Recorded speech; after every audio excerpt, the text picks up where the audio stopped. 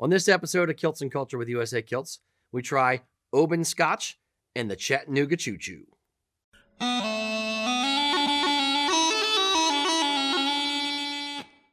Do the intro music? We will do the official.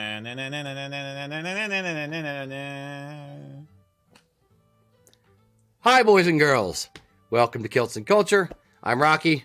This is Eric. Yo. Today's episode, a special treat, doubly special treat. We are trying an American bourbon versus a Scotch. Sure. Whiskey. Yeah, Scotch whiskey. All right. So, our good friend Scott Sanders gifted us with a bottle of Chattanooga Whiskey 91.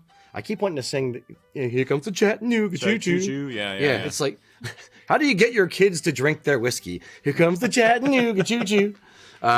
So, Chattanooga Whiskey 91. Whiskey with an E. Yes. By the way. Yes. But... Well, that's anything other than Scotch. True. Is EY. True. Scotch is WHISKY. Correct. And then Oban, which was a gift from our friend Matt.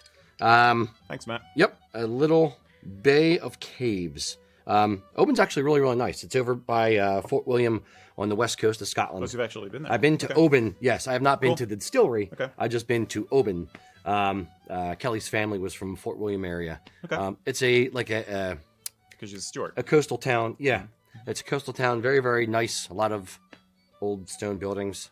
It's Scotland, so they always have old stone buildings. But Pretty much. yes. All right. No further delays. So, mano a mano, head to head, whiskey to whiskey. What do we start with? Which one do we start with? I think we pour out both into, like, we each have two, and then we'll decide what we're gonna do. All right. Sort of kind of go back and forth. Okay. Yes. So and we'll then go. we're gonna hook Mac up. Of course we are. Okay. All right. So pouring. Should I try and open this one? All right. So Chattanooga whiskey. Oh, get the pop. Well, if I get there, I got to get the foil off first. All right. And while Eric is defoiling. Curses! Foiled again! Oh, it's going to be a long show. And we haven't even started drinking yet. All right. There we go. Was that good? That was beautiful. Magnifique.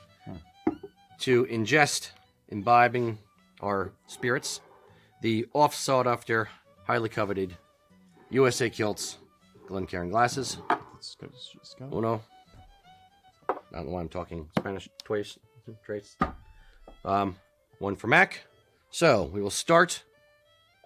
Pour Scotch all over whiskey all over my kilt. We'll pour a little bit less this time since we're drinking two of them. Yeah. And I don't know if I'm going to like it or not. Scott, I will give you my honest opinion. I don't know if you're going to like it, but you will get my honest opinion. All right. So this is. No, it's just that. It's an opinion. Yeah. You know. That's true. You know what they say opinions are like. Mac's peeking through the curtain at us. Well, hold on, Mac. Hold on. Because I have to pour the other one so you don't make two trips. Wait. Don't get confused. I'm not. I'm putting them on this side. I see what you're doing. Okay. See? And it's been a long week. The USA Kilts logo glasses is the Scotch Chattanooga ones. Choo Choo. Okay. Chattanooga Choo Choo. Okay. I really hope it's not chewy. One. And then the other ones are Oban. Pronounced Oban. Basically, not it's Oban, not Oban. Yeah, not Oban. It's Oban is actually the spelling of it, but it's pronounced OH, like emphasis on the O. Bin. Like a bin of trash Oban. kind of thing. Oban. Yes. All right. Interesting. All right, Mac, if you would. Here, Mac. Come collect. Who wants a whiskey? All right. There you go. USA Kilts glass is Choo-choo. the Choo Choo. All right. All right, we'll try the Chattanooga Choo Choo first. Now you're going to water yours? I'm going to water mine. You're watering straight off the bat? You want to do both?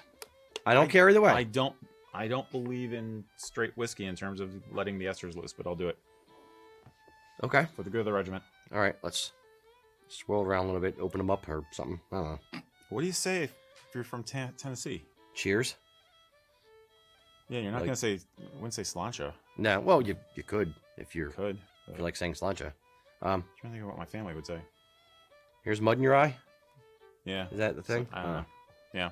Whatever. Here's to muddy eye sockets. Mac?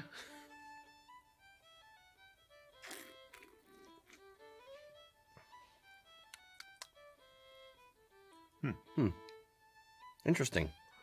It's woody. Very woody.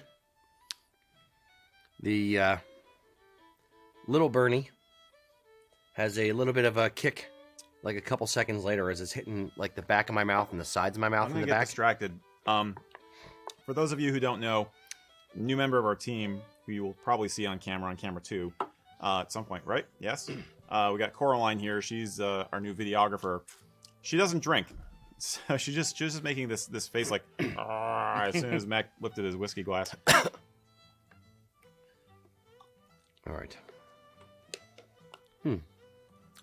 It says expect notes of dried apricot. Apricot. I don't know why I had to go that way with apricot. That's from Tennessee. Apricot. Some sweet tea and some honey-eyed toast. I don't know. Honey-eyed toast? Honeyed toast. Oh, honeyed. I decided to exaggerate that a little bit, but yes. Okay. Rich malt forward approach to bourbon made from the finest malted grains. Very forward. Yeah. Each step of the blah, blah, blah, blah. It's downright impolite. It touched me inappropriately. I don't know. I don't really drink bourbon, so I don't know what I'm... I get the honey, like very much honey. I think that's like the Bernie. I get the honey. I definitely got that very oaky nose, and at the very start really hit me. Is like I felt like I was smelling a barrel. Like Mac, does this have oak? Is it in oak barrels, sherry barrels? What is it? Yeah. Toasted in charred oak barrels. Yeah, I think that comes through. I lost it pretty quickly afterwards, but at the beginning. Yeah, like no, I agree with that. Oak.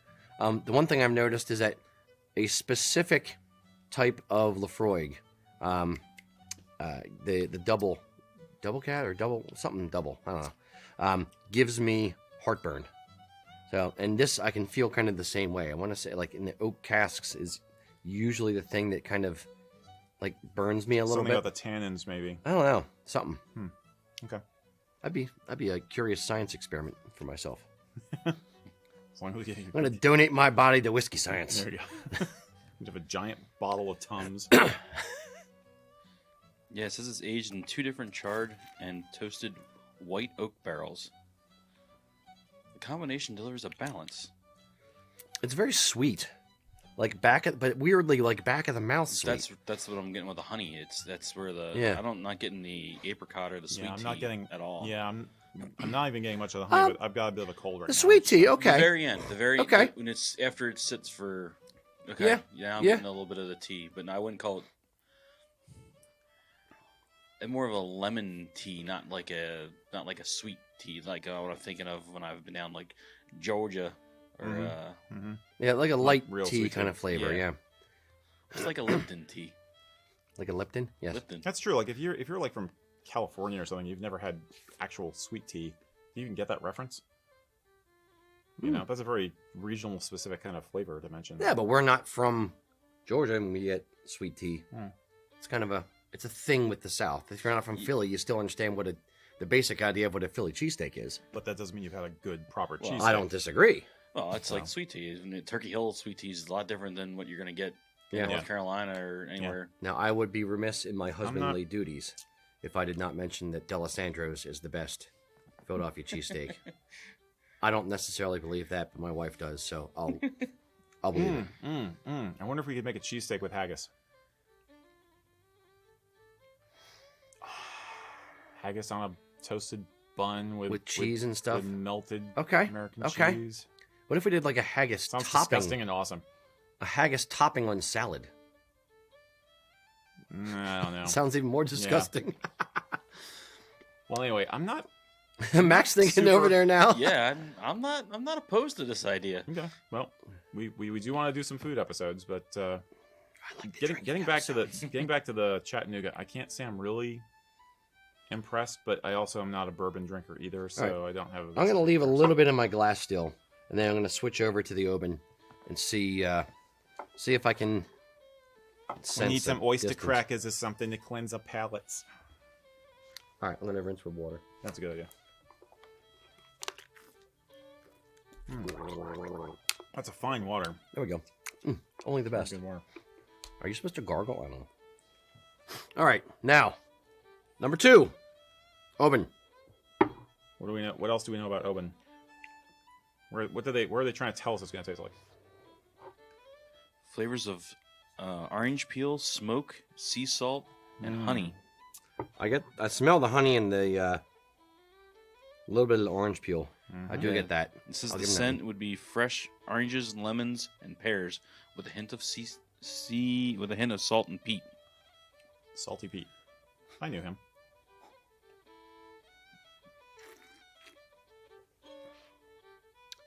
Yep. I get a little bit of the peatiness in this. There's not a whole lot of smoke, or almost any, but it's a little bit of the peat earthiness. It's not a bad balance. Yeah. For a non-Islay Scotch, I'm not disliking it. High praise. Yeah. It's not horrible. I kind of dig it. Yeah, it says the finish is long, smooth, and an oaky sweet with a grain of salt. So they're really hammering that salt. I kind of get it. I kind of get what they're saying, actually. I'll give you the salt. I don't know about long finish. I'm used to it's not for your really... Lagavulin, where it literally will sit in your mouth and then your nostrils for a month. But it'll sit there for like 5 minutes. Yeah. This isn't.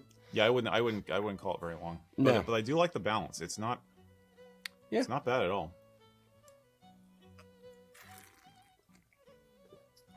Mac, how do you feel about it? It seems very mild compared to most of what we've had before. It is that. Now, in fairness, you're trying, hard, like punch you in the mouth with a, charred brick of smoldering embers. But Islay Scotches. So it's not nothing that we try for the most part is going to be that, bam. But but I'd still say this is like the smoothest one we've had. Yeah, smooth is good for it. Smooth. Smooth is good for it. Yes. Yeah. Now I don't know anything about bourbon, but I'm developing an opinion at least.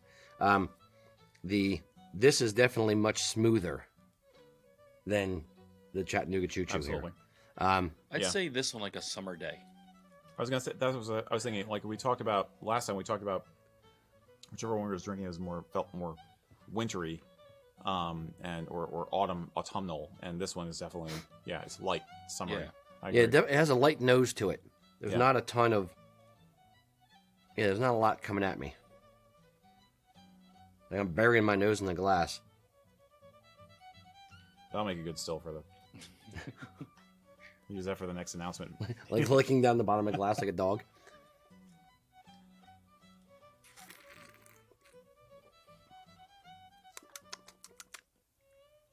Pretty good.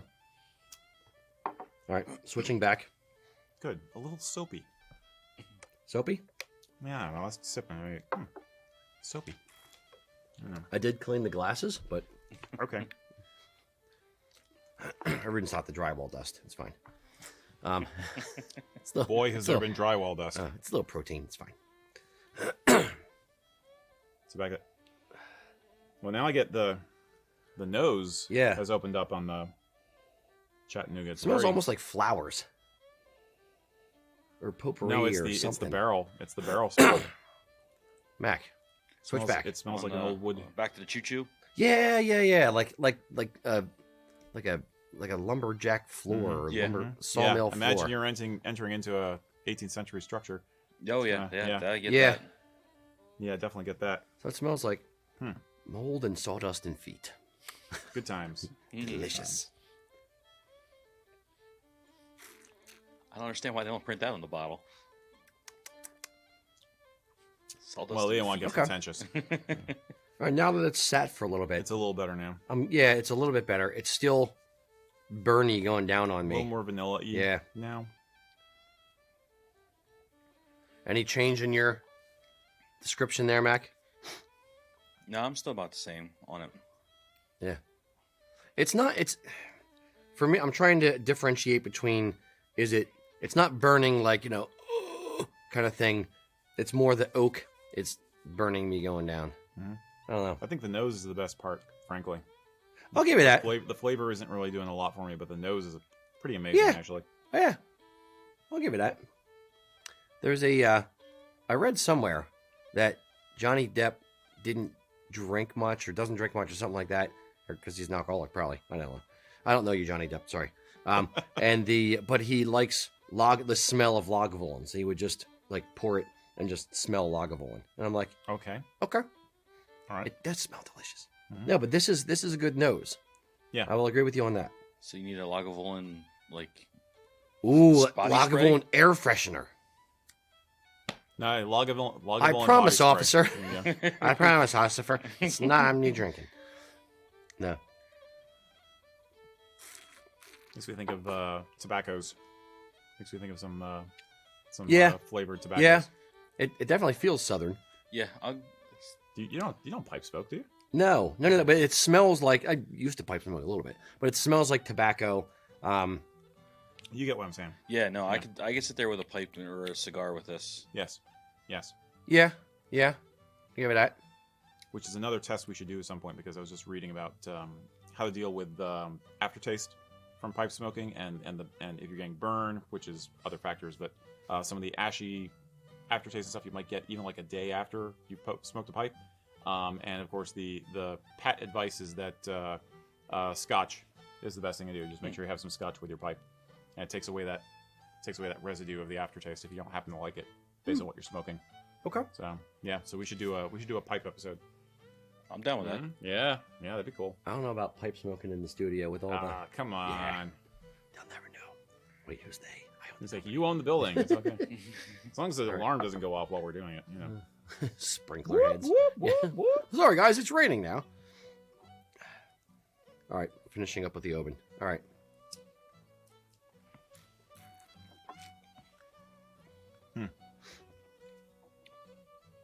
That's good. That is good. I do like the Oban. All right. Mr. All right. Mac, Reviews. reviews. 1 to 10. I'll leave these up for right now. 1 to 10. Should we start with the choo-choo? Let's do the Chattanooga Choo Choo. Chattanooga whiskey, 91. I don't know. I'm digging the choo-choo. The more I'm having it. Actually, I finished that glass pretty quick. If you want another one, you can have another one. I'm gonna give that like an 8.3. No kidding. Yeah, I Wow. like that one. Is that higher than your Lagavulin score? I don't remember that. I don't have to either. I have to go back to the archives. It's up there. Yeah. It's close. Damn. I think his Lagavulin was like a 7 or 8. 8.3. Yeah. That's a high number, high score, high marks from Mac. But it's bourbon, so are we comparing apples and oranges in a way? Yeah, we can compare anything we want. It's our show. That's true. Eric, Are we comparing apricots and lemon or whatever the other one was now? I get what Mac's saying. The flavor isn't doing it. Like I said, it isn't doing a lot for me. It's just I get some of the notes at first, and now it's getting a little flat. I don't think the finish is nearly as long as they were trying to say. I really, really, really like the nose, so I'll give it like a 6.3. okay, Yeah. 6.3. Yeah. Another strong score. Because the nose is pretty awesome. Now it's straight bourbon whiskey. Now for me, it's an odd one because I've never really, outside of like Jack Daniels, which I dislike, I've not really drank. Well, I just drink it with like Coke or whatever. Yeah. But outside of Jack, I haven't really had bourbons per se. So this is one of my entering experiences or first experiences with bourbon. It's not bad. I would probably, if it was at a party and people were like, "Oh, here, try this," I would absolutely drink it. That being said, I don't like it as much as I like Scotch.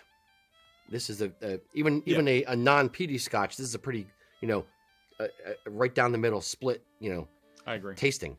Yes, I kind of. I'm not trying to make my score for this compared to the Oban. I'm just kind of on its own. Would I drink it again? Okay. Would fair. I have it again? Fair I point. think is where my score is Yeah. coming from. Yeah. I'd say, and this is going to sound harsh, but it's not meant to be harsh, so I'll qualify it when I'm done. I'd say like 4.1, which to me actually isn't as bad as it sounds. Because, if you think 5 is bog standard. Nah, it's okay. And I don't really like bourbons as much, or I'm guessing, as I would like Scotch. So it's a little bit below normal. If it was just taste, I'd probably say mid 3s, but the nose brought it up for me a little bit. I do like the nose on it. It did smell good. Weirdly different than it tasted almost. Okay, done. Next, Oban. Mr. Mac, what was your score for Oban? This one, I want more flavor in it. I want a little bit more oomph to it. It's almost too balanced. Yeah, so you want an extreme profile one way or the other. Yeah. This Something is kind has of to jump out. Flat for me. Like I would give this, I guess, in a 4.2. Saying it'd be good to drink during the summer is probably the kiss of death right there. That's Corona. It's the summer beer. It has no flavor. Yeah, it kind of. I like Corona with lime in the summer. I know, but that's a. Maybe we should put lime in this. I don't know. Who knew? I'd sit on the beach with my Scotch, as you do. So 4.2, you said? Yeah, 4.2. All right, Eric. Compared to the other scotches we've had, Don't you did Oban or Chattanooga Choo Choo by itself, so you can't compare it to anything else. Just in and of I itself. totally can, because Chattanooga Choo Choo is a bourbon, and I meant as a bourbon, would I drink it again? As a scotch, would I drink this again compared to like Lagavulin or Glenlivet or something?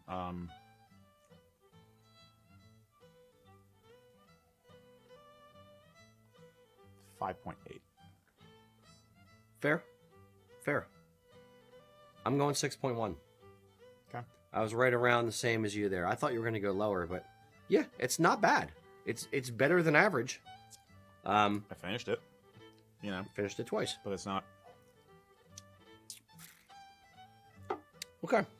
There you have it. You know what we talked about scotches? It would be, if you're trying to introduce somebody to scotch first, they would never had before. I think this would be a very good candidate for that. Yes, I agree with that. A good entry level if nobody's ever had scotch before and they're scared of it. Like, oh, I heard it tastes like your mouth is on fire. It tastes like medicine. Yeah. Then this would be a good one to start with. I'd agree with that. I have no idea what it cost, so I don't know if it's a good one from that standpoint. But from a strategic standpoint. Strategic, yes. Yeah. I agree with that. All right. Cool. I'm going to save mine for later. Are you done with this? I am, sir. Thank you. Yes. All right. And thanks again, Scott. That was very interesting. Absolutely. If anyone wants to give us scotch, feel free. Or even bourbon. Yes. Anything. We'll try anything. Food even. Doesn't matter. Yeah, we should do food again sometime soon. Yeah. Especially with the holidays coming up. I agree. All right. Now, breath mint, coffee, disgusting mouth taste. Good to go. All right. Mr. Mac. There's also questions about what tartans you guys are wearing. Ooh, what tartans are we wearing? Okay. I'm wearing I really need to buy more kilts tartan. This is my fake tweed. This is actually a tweed pattern, but it is actually a tartan knit fabric, not a tweed, not true tweed, right? Yeah. So this is I inherited it from my boss, because that's a great way to get kilts. And it's very good for like earthy, autumnal kind of a look. It is not clan or anything associated. I guess you could call it kind of a low country kind of a look in that sense. Kind of like shepherd's check. Yeah. It's very low country. Yeah, I like tweed kilts and pattern kilts like that and estate tweeds and things like that. Yeah. But every time I make one for myself, I hate it on me. I like them. I like the theory of them. I don't know why I can't get into it. I am wearing the MacEwan tartan today. This is one of my family tartans. My grandmother was a MacEwan, which is a sept of MacEwan or variation of the spelling kind of thing. So nothing exciting, just a standard, clan tartan similar to Black Watch. Yep, it's based on Black Watch with ketchup and mustard stripes. Ketchup, mustard, Black Watch. Yep. Exactly. So how old is that one then? Do you know what the province? Yes, it is old. 1842. I have no idea. Earlier? This one look dates. it up now. This one dates to about 2007 when I made it. I don't know how old the tartan itself is. No, I'm curious now, because we generally find that a lot of older tartans are more likely to have Black Watch, or at least the colors there in Black Watch, as a base. So yeah, a lot of them are based on Black Watch. A lot of them are. The government set basically. Yep. So you have that coat of arms of that. That's one of your tattoos, right? Yep. Yeah, that's cool. Indeed. Yeah, I just did a whole thing on Instagram about tattoos and Celtic tattoos. So Nice. I should have taken pictures of your legs. Never thinks about me. I know. Doesn't care. Yeah. Or I don't think about your legs enough. I don't know. It's okay. So Next anyway, question, thanks for Mac. asking now, so we get it out of the way that we were supposed to. Yes, we do this every month. We're Every good. month, We yeah. always remember to tell you what tartans we're wearing. Yep. Mr. Mac. Alrighty. Well, Cameron is also happy that Erik is wearing pants today, or wearing kilt today, not pants. Cheers. Um, Yep. It's kind of weird seeing me in the jeans.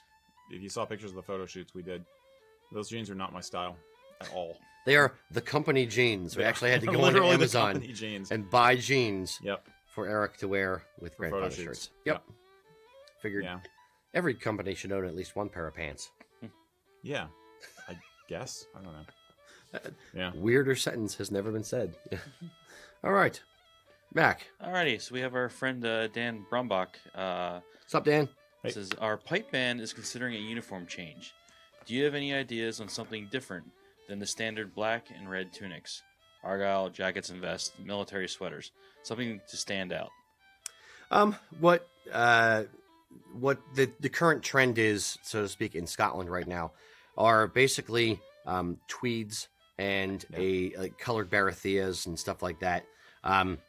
So if you want your current, meaning, well, even a few years ago, like 3-4 years ago, it kind of started. Basically, as the grade ones in Scotland go, then so goes the rest of the pipe band community. So they started kind of getting tired of the black Argyll jacket and vest or the Piper cut jacket and vest. So they kind of started going more towards some tweeds, whether it's a navy blue tweed, whether it's charcoal or things like that. So if you want what I would suggest for pipe bands, because you're not just buying 1 or 2 jackets, you're buying, 15 or 20. So you want to make sure you get a few years out of it, and you're not on the tail end of a trend. You're on the front half of the wave of the trend, so that you can get more years out of it before you have to refresh the kit. Mm-hmm. What I'd say is take a look at like a charcoal or just a standard, middle kind of gray tweed material or bird's eye kind of material, or navy, depending on what tartan you're in. You have now. I know if you're talking about Hamilton pipe band, which is I believe the one that Dan's in. Hi, Sally Kent, if you're watching too. They all have different tartans. Each of the different members have different tartans. Yeah. So if they're trying to standardize on a top half, then I would definitely say do a charcoal or a medium gray, and then balance your hose out with the same color. So either charcoal hose or a mid-gray hose. That way it's a good top and bottom balance. Yeah. And then the kilts for the band kind of stand out on their own in the middle. Yeah, so you have the fact that they have different tartans means that basically that's kind of a novelty, but you have a standard frame around which the color parade of all the different tartans kind of exists. Yep. So yeah. I would say, and this is speaking as an outsider, I've dealt with helping out bagpiper folks and pipe bands as a sales guy, but I'm not a piper. But I would say that in America, I would lean towards using a barathia cloth instead of a tweed. I think you're going to find yourself warm in a lot of instances if you go with a true tweed vest. Notice the fact that it's fall, and I'm only just now starting to break out my tweed vests, even for here indoors. So I would think a barathia might be more flexible for the environment and for the seasons, as opposed to tweed wool. Yes, That's my thinking. Or And a lighter color also, if you're worried about being hot in the summer sun. yeah, and if the band's on a budget, then Yeah. just do a tweed vest. You don't have to do a jacket and vest combo. You can just do the vest. If you do just do the vest, or if you're like Kilnave, another one of the pipe bands we deal with, what they did is they have tweed jacket and vest together. However, the tweed vest also has a tweed back. The disadvantage is it's hotter when you're wearing both together. The advantage is it looks a lot better when you're just wearing the tweed. Yeah, that's true. Because- A fabric back as opposed to a satin back Yes. on the vest. And the satin back to the vest will, depending on the person, the individual's body acidity, so to speak, if you're playing in the summer, you're sweating in the vest. And if, like, there's certain guys that their vests have literally changed color, the satin back, Ooh. from Yeah. sweating in it and having, like, acidy kind of sweat. Yeah. So having a tweed back and tweed front to the vest, you're not going to have the discoloration that you would with a satin, kind of. So again, there's your longevity of Yes. the uniform. I can't speak today. I'm gonna stretch my mouth out. There we go. Slow-mo that Coraline in post. Absolutely. I want to see his crazy mouth motions. Or do it fast forward on a loop. One of the two. Both, probably. Exactly. Yes. No, but that's about it. Yeah. It's for longevity, make sure you're getting tweed back and front, and for cost effectiveness, either just a tweed vest or there's a bunch of different things you can do. But for a pipe band with multiple different tartans for the kilts, make sure you're balancing your top and your kilt hose so that the kilts kind of stand out in the middle. Yeah. Cool. Makes sense.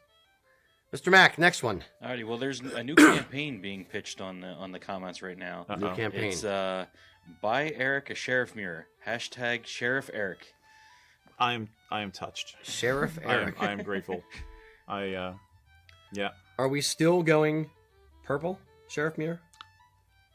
I could probably pull it off. I think. Yeah. Okay.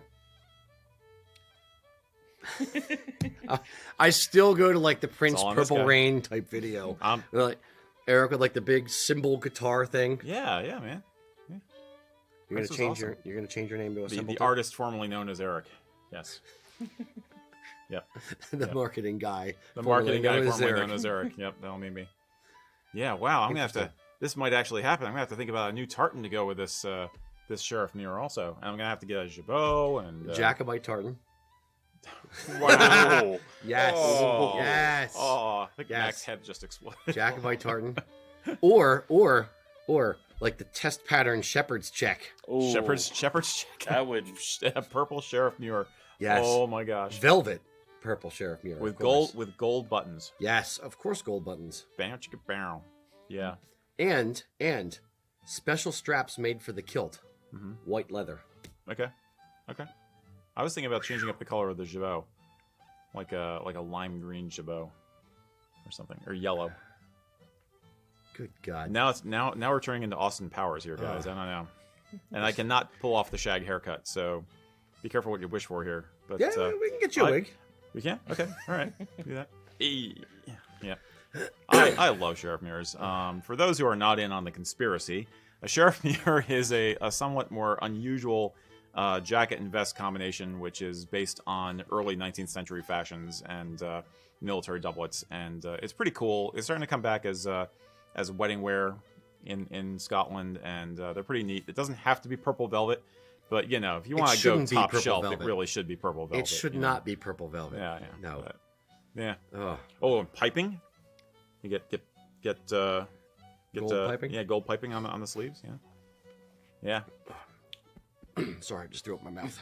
That's just the coffee. That's coffee in the breath. Yeah, it's the coffee. That's all. I appreciate your generosity and support, guys. I really do. I really do. Keep those letters coming in. Mac, please take us out of this fresh hell we've had.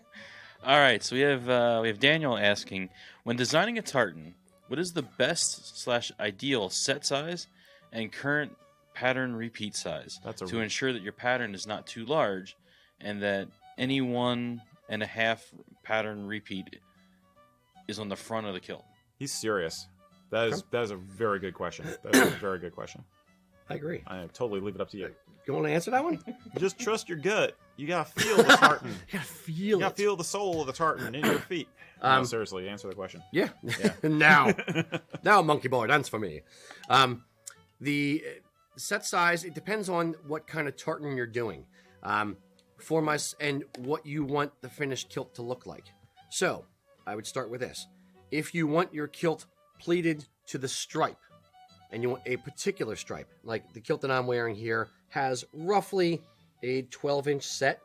So, if I were to try to pleat this to the yellow stripe, the pleats would be really, really wide because it only occurs once.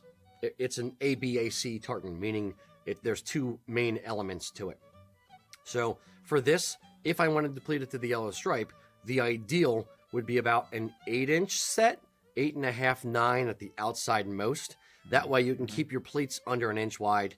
But if you're going to pleat it to the set, it doesn't matter to some degree because you can still pleat it to the half set or kind of make up the pattern within the pleats so that it looks like the pattern, but when you open the pleats and look underneath, it's not actually the full pattern. For this one, my kilt that I'm wearing, actually I pleated to the set. And I should say I have it pleated to the half set. So I'm using, where this yellow stripe is on the back of my kilt, where it's folded over to the next section, it's actually covering up the red stripe. So that way, and then I advance on the pattern that way.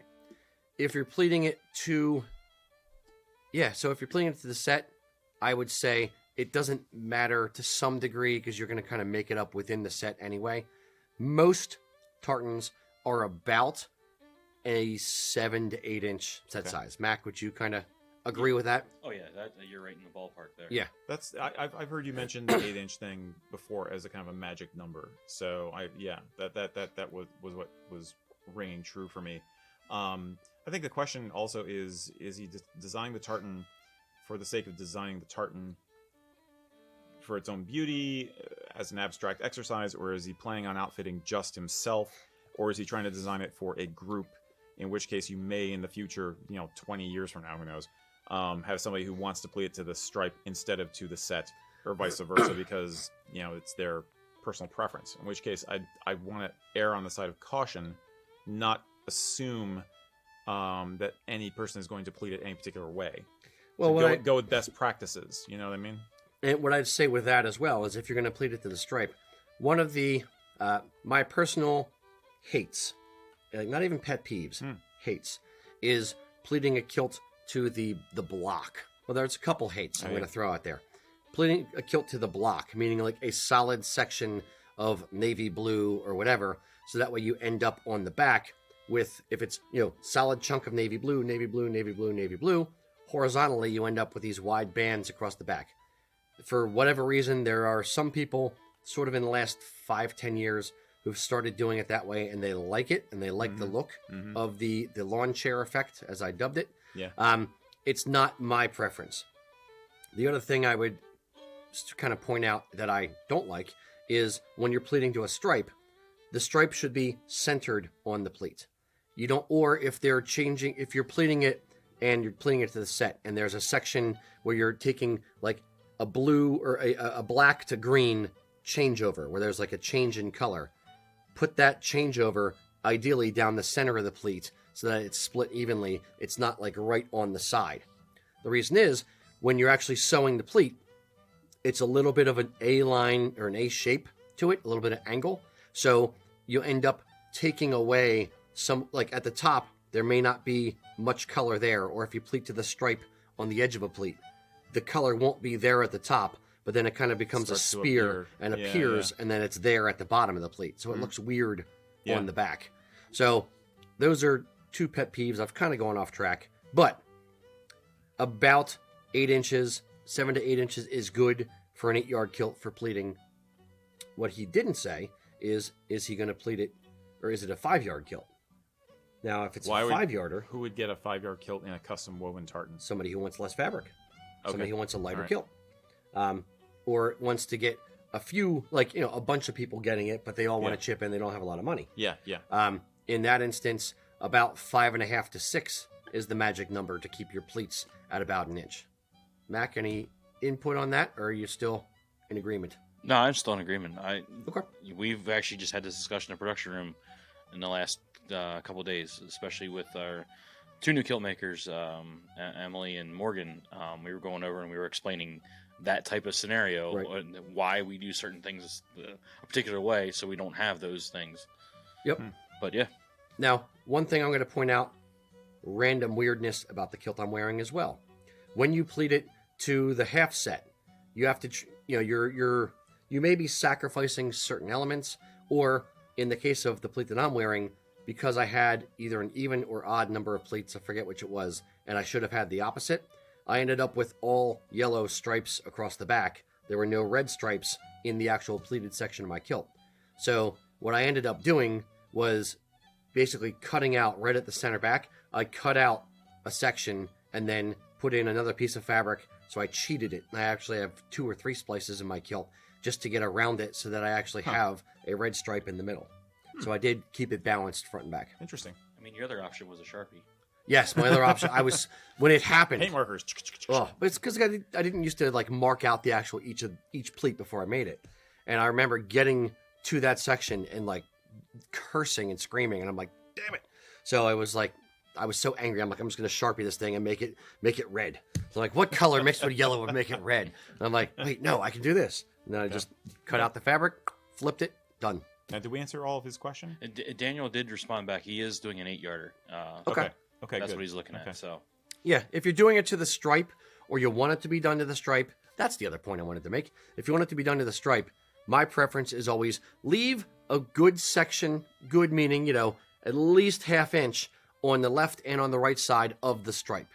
That way, you don't have any spears on the back of the kilt going up. You don't lose any elements as you're going down. Whatever size the stripe is, make the field that the stripe is on a minimum 1.2 inches, really, so that you have no way of accidentally grabbing a little bit of color on one side or the other.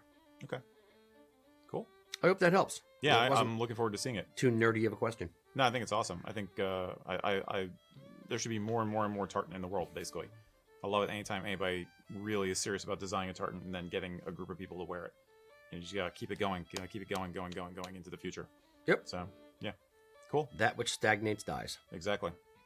So good luck. Mr. Mack. we do have another question about tartan design. This is from Lewis. He's been using the designer on the website. Hope it's helpful. He's like, so how would I know what part of the design would show on the apron, as in how many times the pattern would show on the apron? So how many times it would repeat? You don't. That's a simple answer. It depends on the size of your body, as well as the size of the repeat, as well as which stripe or pivot, as it were, is centered on the apron, or in case it's asymmetrical, which stripe is on the center of the apron. So basically, the front apron of a kilt should be half of your waist size. If your waist is 40, the front apron of the kilt should be about 20. So if your set size is, just for easy math, well, no, let's not make it easy math. If your set size is 8 and you have a 20-inch front apron, you're going to have one of the stripes right in the middle, and then 8 inches that way and 8 inches that way, you're going to have another stripe. So you're going to have 1, 2, 3 across, and 8 plus 8 is 16. So 16 falls within the 20 inches. You'll have 3 stripes on the front apron. If you have a smaller set size, you'll have more repeats. If you have a bigger set size, you may have less. Okay. Or you will have less. So don't worry too much about it, because you don't know. That's kind of the kilt maker's job. I was about to say, that gets into the purview of whoever is actually sewing the kilt. Yeah, but at the same time, they're going to be the one wearing it. And so if the customer has a very, very specific vision for what they want, or there is a lot of old photos where my preference is always a stripe center apron. That's your gig line. It's straight down the center. It's easier for the person to line up their belt buckle, line up their sporran, line up the buttons on the shirt straight down in line with that main stripe on the front apron. Now, there's a precedent for the opposite. If you think of like Royal Stewart, where it's the one pivot is a white stripe, the other pivot, by the way, is the place where a tartan, it becomes a mirror image of itself. So if you put a mirror on the pivot, it looks the same right and left. So in Royal Stewart, you have a white pivot, and then you have a red field as the other pivot. So there would be some people who would want the red field dead center. That way you have like stripes going down effectively the front of your thighs versus the center of the kilt. Does that make sense? Yeah. So you get a railroad track effect sometimes going down the center of the apron as opposed to a single gig line. Yes. The reason why that is to some degree preferable to some people is because your sporran is going to cover up a good amount of the center front of the kilt. I agree. So like for this kilt, you'll actually notice that it's a red and a yellow stripe that I have on here. The red stripes, while they're only probably 5 inches apart from the yellow, they will show up on the right and left side of my sporran, where the yellow stripe is 80% of it's covered by the sporran. Very good. Hope that helps. Yeah. Mr. Mack, next one. So speaking of tartan designs, we have our good friend Mike Power making a comment asking if we came up with the K and C tartan yet. I was just bugging him about that, actually. No, I haven't done it yet. The dog ate my homework. No, I have not done it yet. We just got through our construction project. We just got through our party. We just got through a photo shoot all over for new website stuff, new hires and everything. Yep. We're ramping up, and I'm like, yes, now I have a chance to breathe. And then Erik comes in and says, hey, we have all these projects to do, and you didn't do the Kilts Culture tartan. And we have to make this shirt and that shirt. And we have to do this and this. And then I just started crying in a ball in the corner. It was a sad and we just sight. gave him some more scotch. I wept. And now he's back. Yes. It is something I've told him, please bug me about. I do want to get it done. For those who don't know, we talked about doing a tartan for our Facebook group called Kilts Culture. If you're not a member, go check it out. But it is something that is on my agenda. I just have a very, very, very, very long agenda. Yeah, and on a similar vein, we had Erik Scott Fisher had asked us if there were any more plans for new tartans coming out in PV. Weathered! So, Erik, that answer is also your answer. The next tartan that we do in the PV range, I suspect, is going to be the Kilts Culture. Yes. Is that correct? And we're trying to figure out a weathered look for it. It's difficult to do. There's only so many stock yarns that the mill has for the polyviscose range. Yeah. So it's not like I can just pick a random color of, brown, a random color of gray to work in the weathers. They're like, here's our 4 browns. Pick one of those. And they would do another color brown, but the cost is just astronomical when we have to go custom weaving or custom dyeing specific yarns, especially for the PV, because it's 2 different fibers and they have to actually do the dye process twice, and they have to do it in a weird way so that both of the polyester and the rayon fibers end up being the same color, because if not, then you end up with like a marled that's an interesting point. kind of yarn. It's a whole thing. Except we'd want a marled yarn in this case. Potentially. Yeah. That might actually help us get the effect we want. Stop it. You're making work for me. They do marled grays.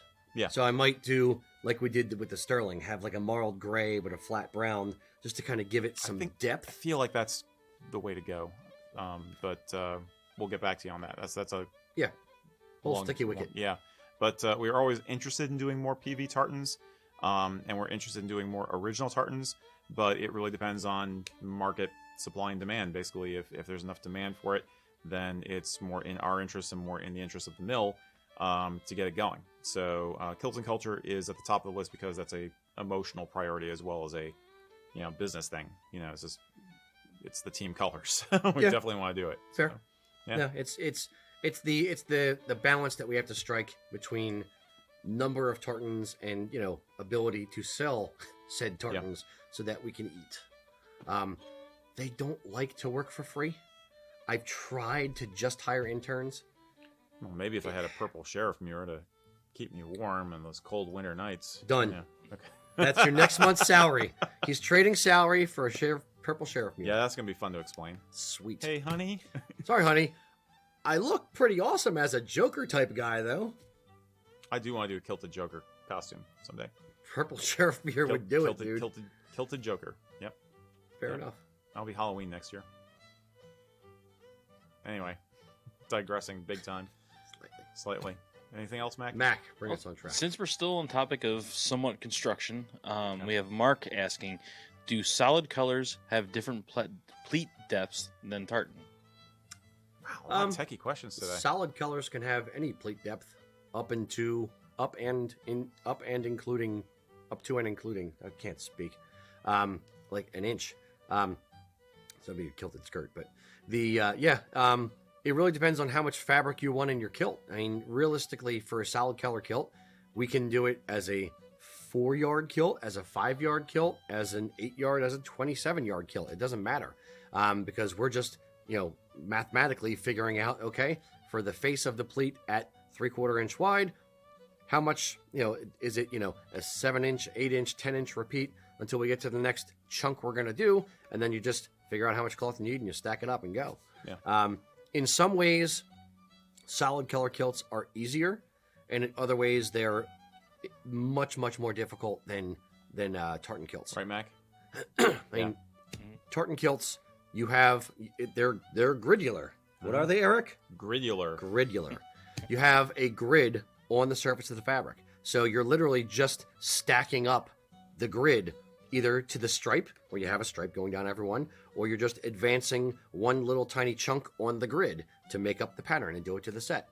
For solid color kilts, they're de facto to the stripe because there's nothing there. So you can do whatever you want. The problem is there's no lines to guide you. Yeah. So No you shortcuts. literally have to get out a T-square and draw the pleat in for each one, and then you're going to iron it in the way we do it, is we iron it in a different order, where you literally chalk out all of the pleats, top to bottom, and then you go over to the ironing table and you iron in the edge of each pleat, and then you have something to work off of and stack them up.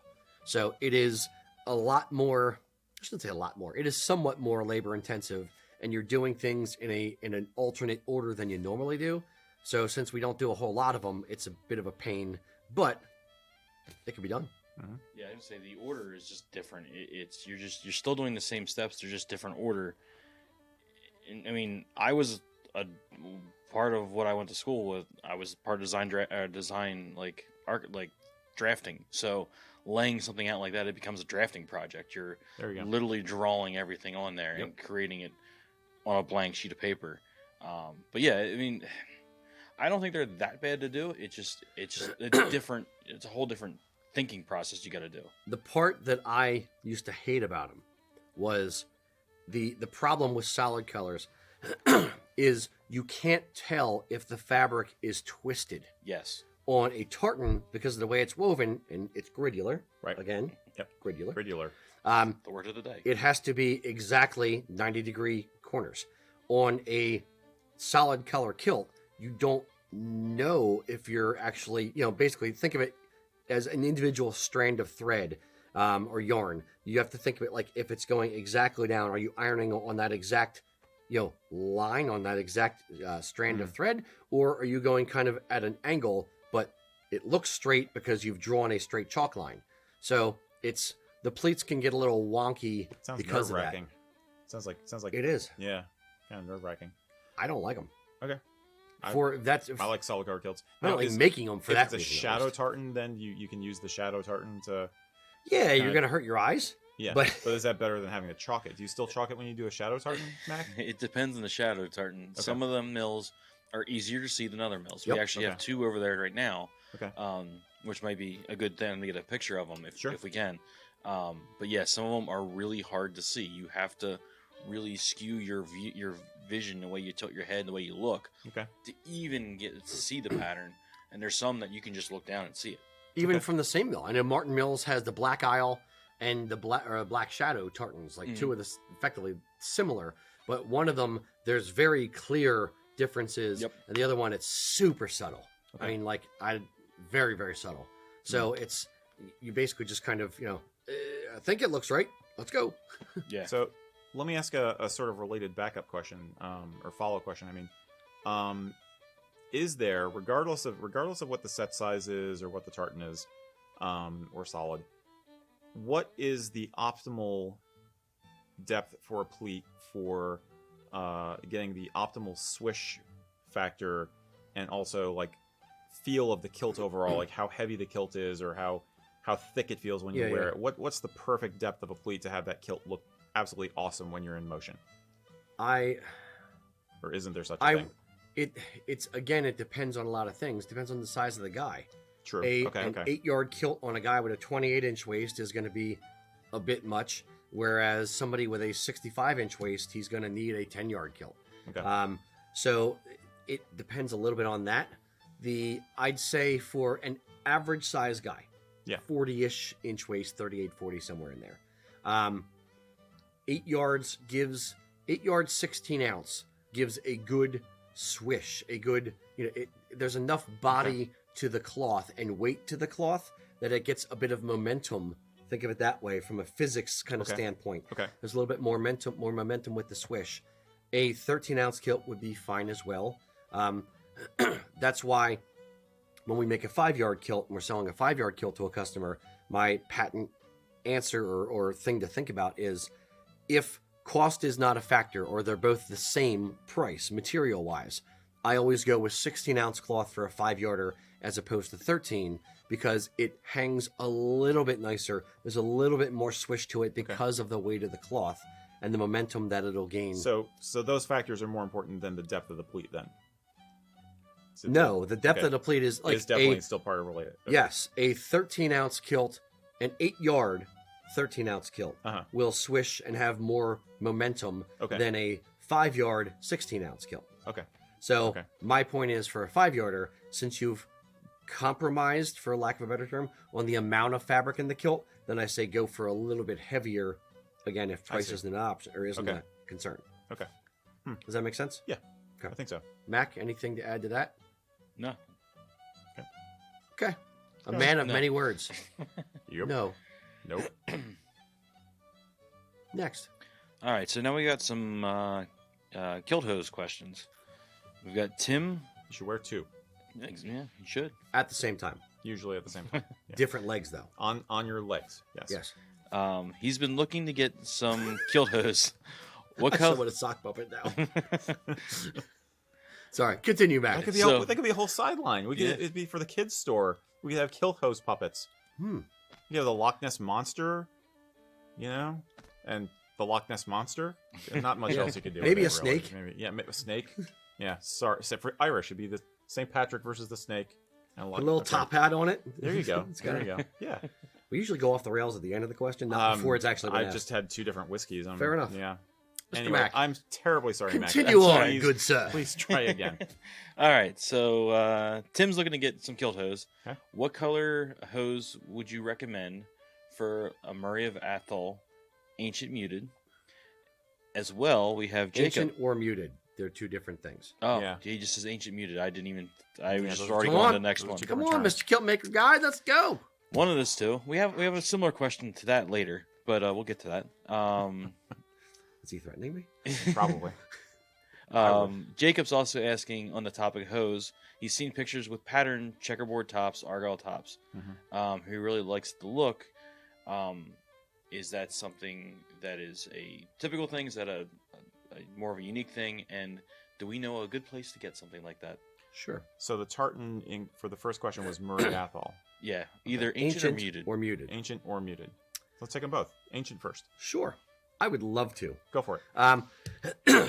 When it comes to matching kilt hose to your kilt, or getting kilt hose to match either your kilt or your top, you can do 2 things. You can either match your kilt or your top.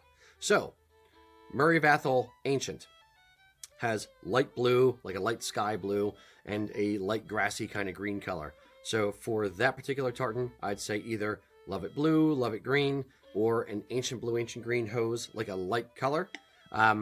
Charcoal potentially would be a good one. Now, because there's black in there, you can wear black hose as well, because there's going to be black in that tartan.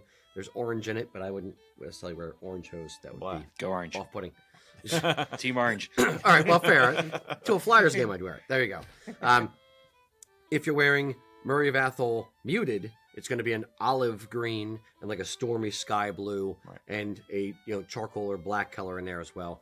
For that, I would probably say either Love It Blue would still kind of match it okay.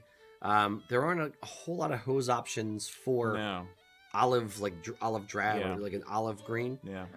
So black or charcoal would be good, because the charcoal, because it's kind of earthy, like the muted tartan is. Charcoal is just universal. It'll go with anything. Yeah, pretty much. Now that being said, you can match the kilt, or you can match your jacket. When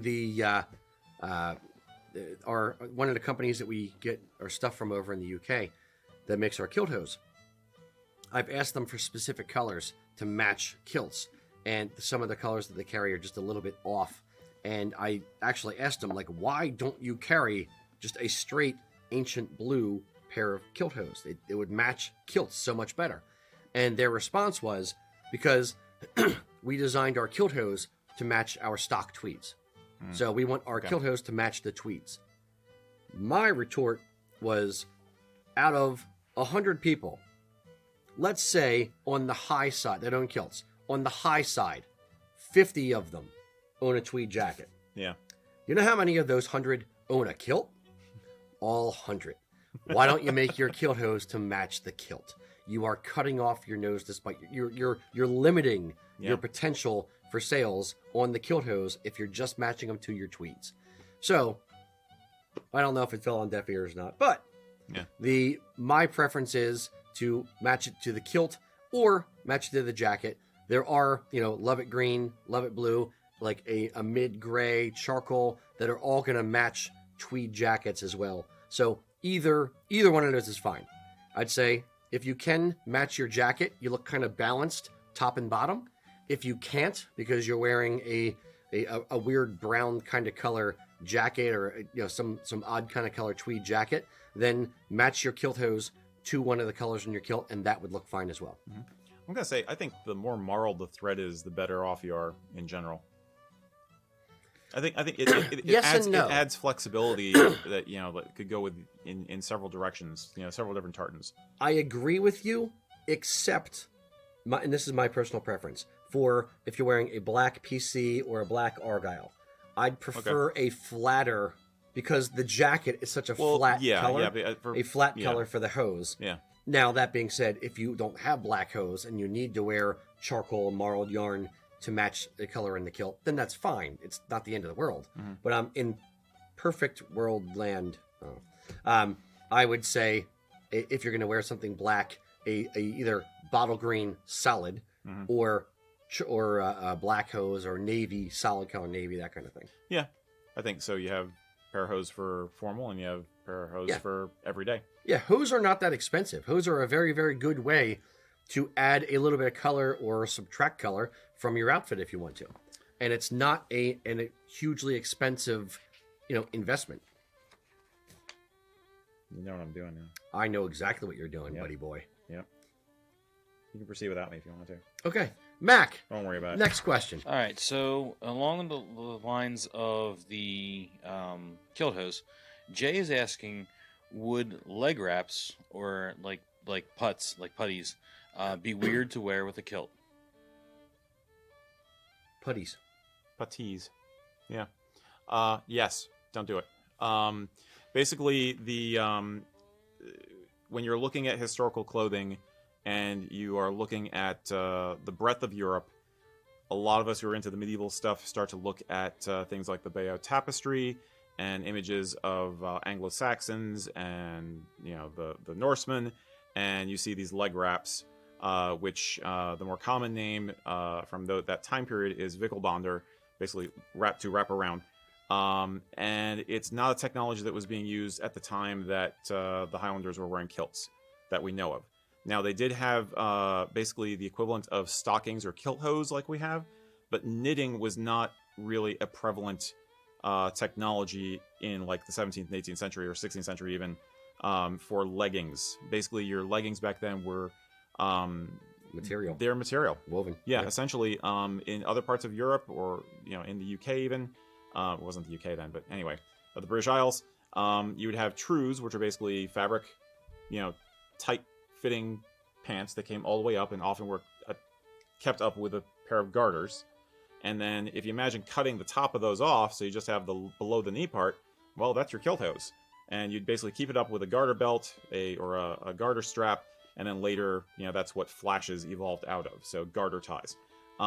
So if you want a period historical look, you want to find a cloth which is similar to tartan wool, and basically make a tube that goes around the lower part of your leg, basically a fabric boot, if you will, or a sock that's made out of a woven material as opposed to a knitted material.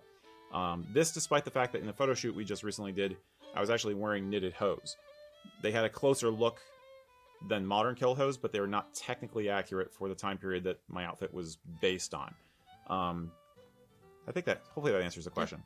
And for a festive look. Don't do the wraparound thing. That's a totally different look, totally different time period. And for a festive look, Christmas stockings. Nice white fur cuff. Yeah. Furry red foot. Yeah, if you want to do Santa Claus. Yeah. Mac Santa. Yeah. Okay. Indeed. Now I know what I'm going to wear for the holiday party. Wait do you see my sweater? Oh, I got a sweater. You have an ugly holiday sweater? Oh, okay. I got an ugly $10. Flyer sweater. $10. Yes. Oh, I almost wear it for Halloween. Orange and black. Okay. Indeed. Thanks for undercutting my point about historical authenticity and You can edit me fashion. out. And, okay, Yeah. all right, you're right. I can. Does that make sense to you, right, Mac? Yeah, I always like to verify with you. The only thing that I was gonna point out was that for when we do World War One, as unless fighting in the trenches, World War One, like we wore. Like we have, That's different. we have Yes, we have that's- we have putts on for that, but they're also Right. they're also short ones, they're not the long ones. Mhm. And they're usually you see them more wrapped around the ankle Mhm. and lower riding lower with the kilt hose than you do see them going up the leg. And you had other troops, non-kilted troops, were wearing it. Yes, Now, what's the earliest date you have on puttees for Highland troops. for troops in general? So 19 Highland troops are wearing them throughout. So you'll World see, War One. Yeah, you'll see. I'm them. talking like Oh, you're before talking World War before One. that. Yeah. Um, I'm gonna guess 1860s at earliest. yeah, but you also had spats, so they were getting rid of See, the I spats. think the puttees were easier and faster to produce yes, than spats, and that's why they became Yep. a thing. Yeah. So which kind you of see, a throwback, you see weird the throwback. Crimean and Civil War Mhm. with them wearing spats or gaiters, and Right. they get rid of them. Right. It's funny that how many things from the 20th century uniforms were throwbacks to medieval designs. Mhm. There's another one. You always think about the helmet designs, but never mind. Sorry. Rocky's Different like, show. Moving along. Different show. Yeah. There you go. Yep. Yes. And since Rocky already queued this one up, All right. David is asking, Christmas is coming. goose is getting Your fat. options, what would be a good tartan to wear for Christmas time? Any you want. There's a lot of Right. them. Anything with effectively red and green as prevalent colors in tartan. Royal Stewart, McGregor, if you happen to be of those lines or don't care about tartan you're wearing. Celtic Nations is a good universal one that has a good Christmassy type tartan. Mhm. The Clan Claus tartan, if you're a member of Clan Claus, it's an actual thing. Yeah, I wouldn't, but you can't wear that unless you're a member Yeah, of the clan. that's what I'm so- saying. If you're a member of Clan yeah, Claus, Yeah. I'm just name dropping, bro. Right on. Right on. Cool.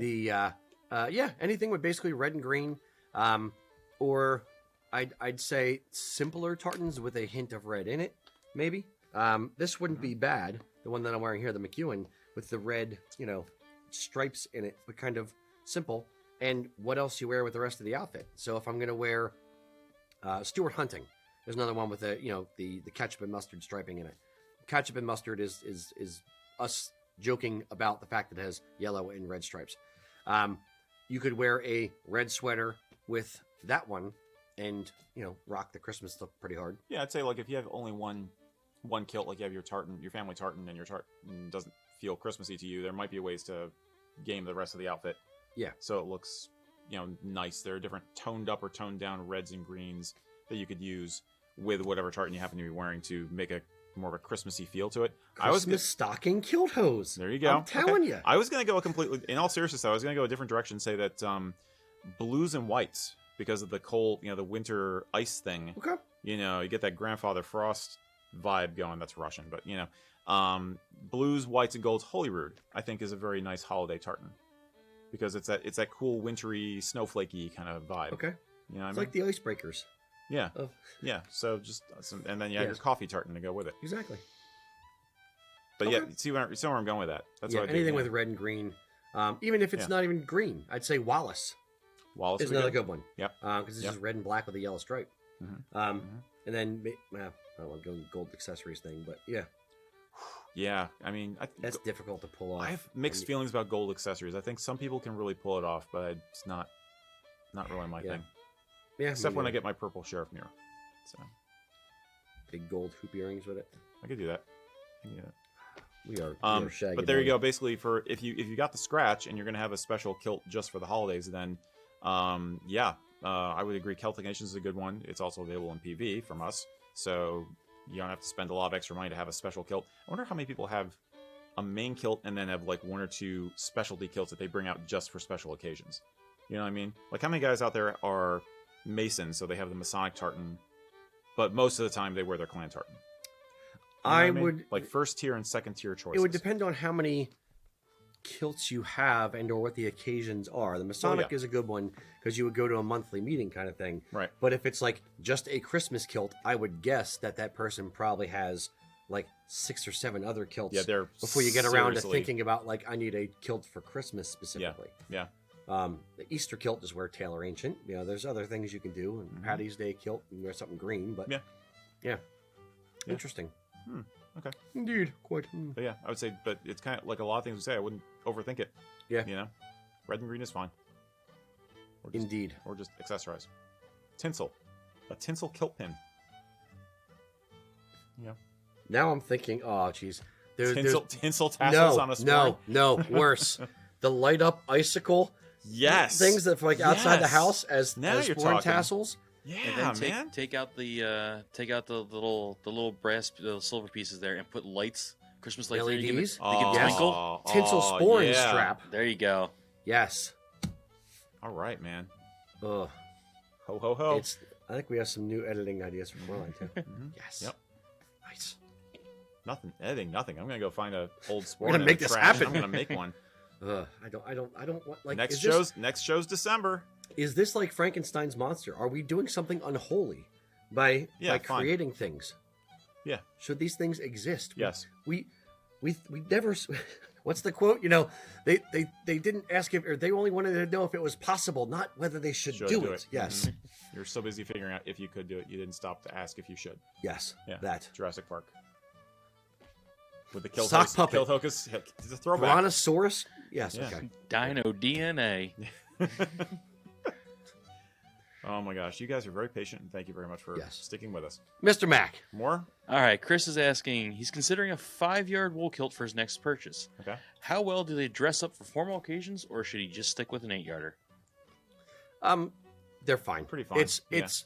I would say this: 99% of the time, when you go somewhere in a kilt, even if there's other guys there in a kilt, they are not going to know whether you have a 5-yard kilt on, a semi-traditional, or an 8-yard kilt. They all look effectively the same, and they are not judging you and like with the old spyglass, kind of walking up to the back of you and inspecting your kilt. So I wouldn't put too much, emphasis or energy into making the decision. I wouldn't get too worked up about it. Get the best that you can afford. Get what you want to wear. Get what you are going to be happy with. What you feel you are going to look your best in. A lot of times that is an 8-yard kilt if you have the scratch to do it. It's going to swing a little bit nicer. That being said, it's not the end of the world for someone to wear a 5-yard kilt to a formal function. And as I said, most people won't even recognize that it's a lesser material kilt. Yeah, true. And actually, I think I support fully people doing 5-yard kilts as a way to get the second kilt they want, but without spending a huge amount of money. They want that specialty kilt, like we were just kind of alluding to, just for fun. And 5-yard kilt is in the budget. 8-yard, maybe not for something you're not going to use as often. So nothing wrong with that. Yeah, the way kilts are priced is not on how much are you going to wear it. Like we can't sit here and figure out, okay, well, these people are only going to wear this 3 times a year, so we have to charge X for it. Kilts are based on how much labor does it take to make, how much material is in it, and how much does the material cost. Those are the 3 things that factor into the price of a kilt. So the onus is on you as the customer to figure out, am I going to wear this 3 times a year, once a year, or once a week? Right. And do you have a disposable income enough so that wearing buying a $500 wool kilt is not going to put you into hock and make you take out a second mortgage? So it's ultimately up to you. It's whatever you're comfortable with and whatever fits within your budget. It's all about you, period. Yeah, very much. In a nutshell. Yeah. Preach. Preach on, brother man. Can I get an amen, Eric? All right, Mr. Mac. All right, so we have John asking, what is the difference between a modern and ancient tartan? Modern I need and to get more red or more monster.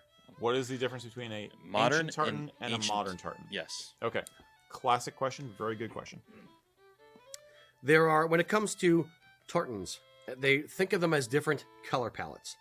A tartan itself is defined by the thread count.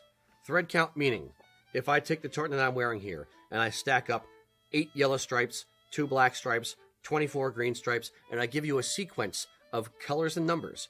When you put that into a computer or the weaver looks at it and loads up the threads, when you stack all those up, including the repeats, you end up with a tartan. The color green that I want to use in the tartan, or the color blue, can vary based on whether it is a weathered, whether it is ancient, whether it is modern, whether it's muted. So, think of modern, muted, weathered, and ancient as color palettes.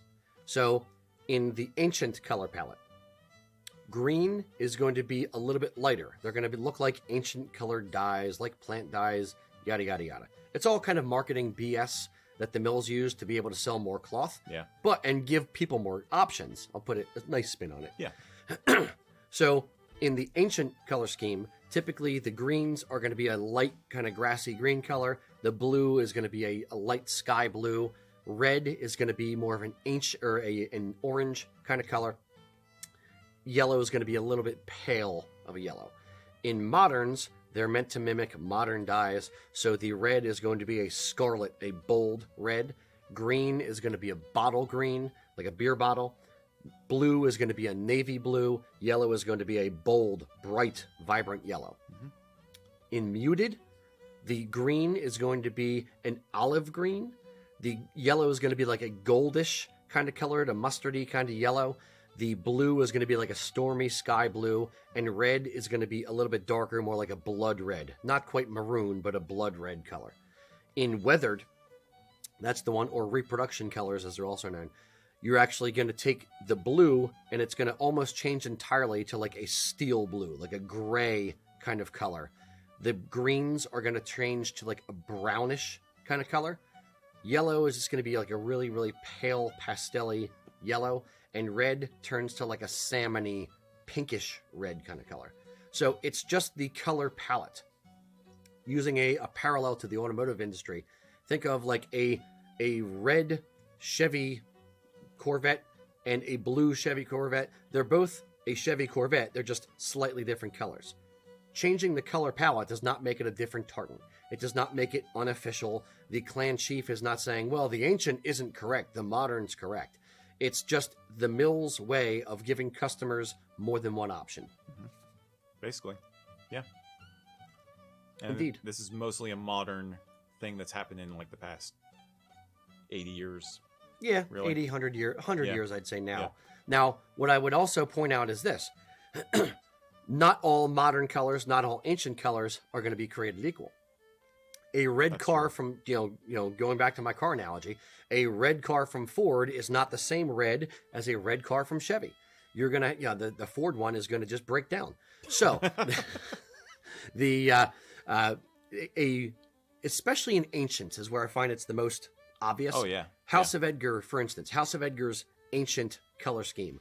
The green is a little bit darker and the blue is a little bit darker than all the rest of the mills.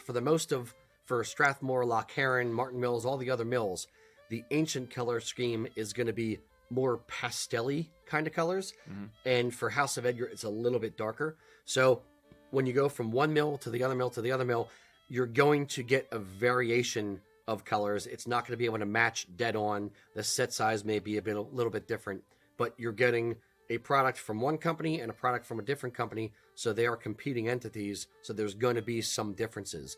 There is no right answer. There is no, the set size must be exactly 7.3 inches. There's none of that. It's going to be what that mill decides is commercially viable. Yeah, so it just comes down to which one you like best when you're considering it. Yeah, and it's that's where they're going to try and differentiate, because modern palette is so much more just primary colors. It's hard to come up with more variants. But with everything else, everybody wants to be a little bit special, so they try to differentiate with those color palettes. Yep. Yeah.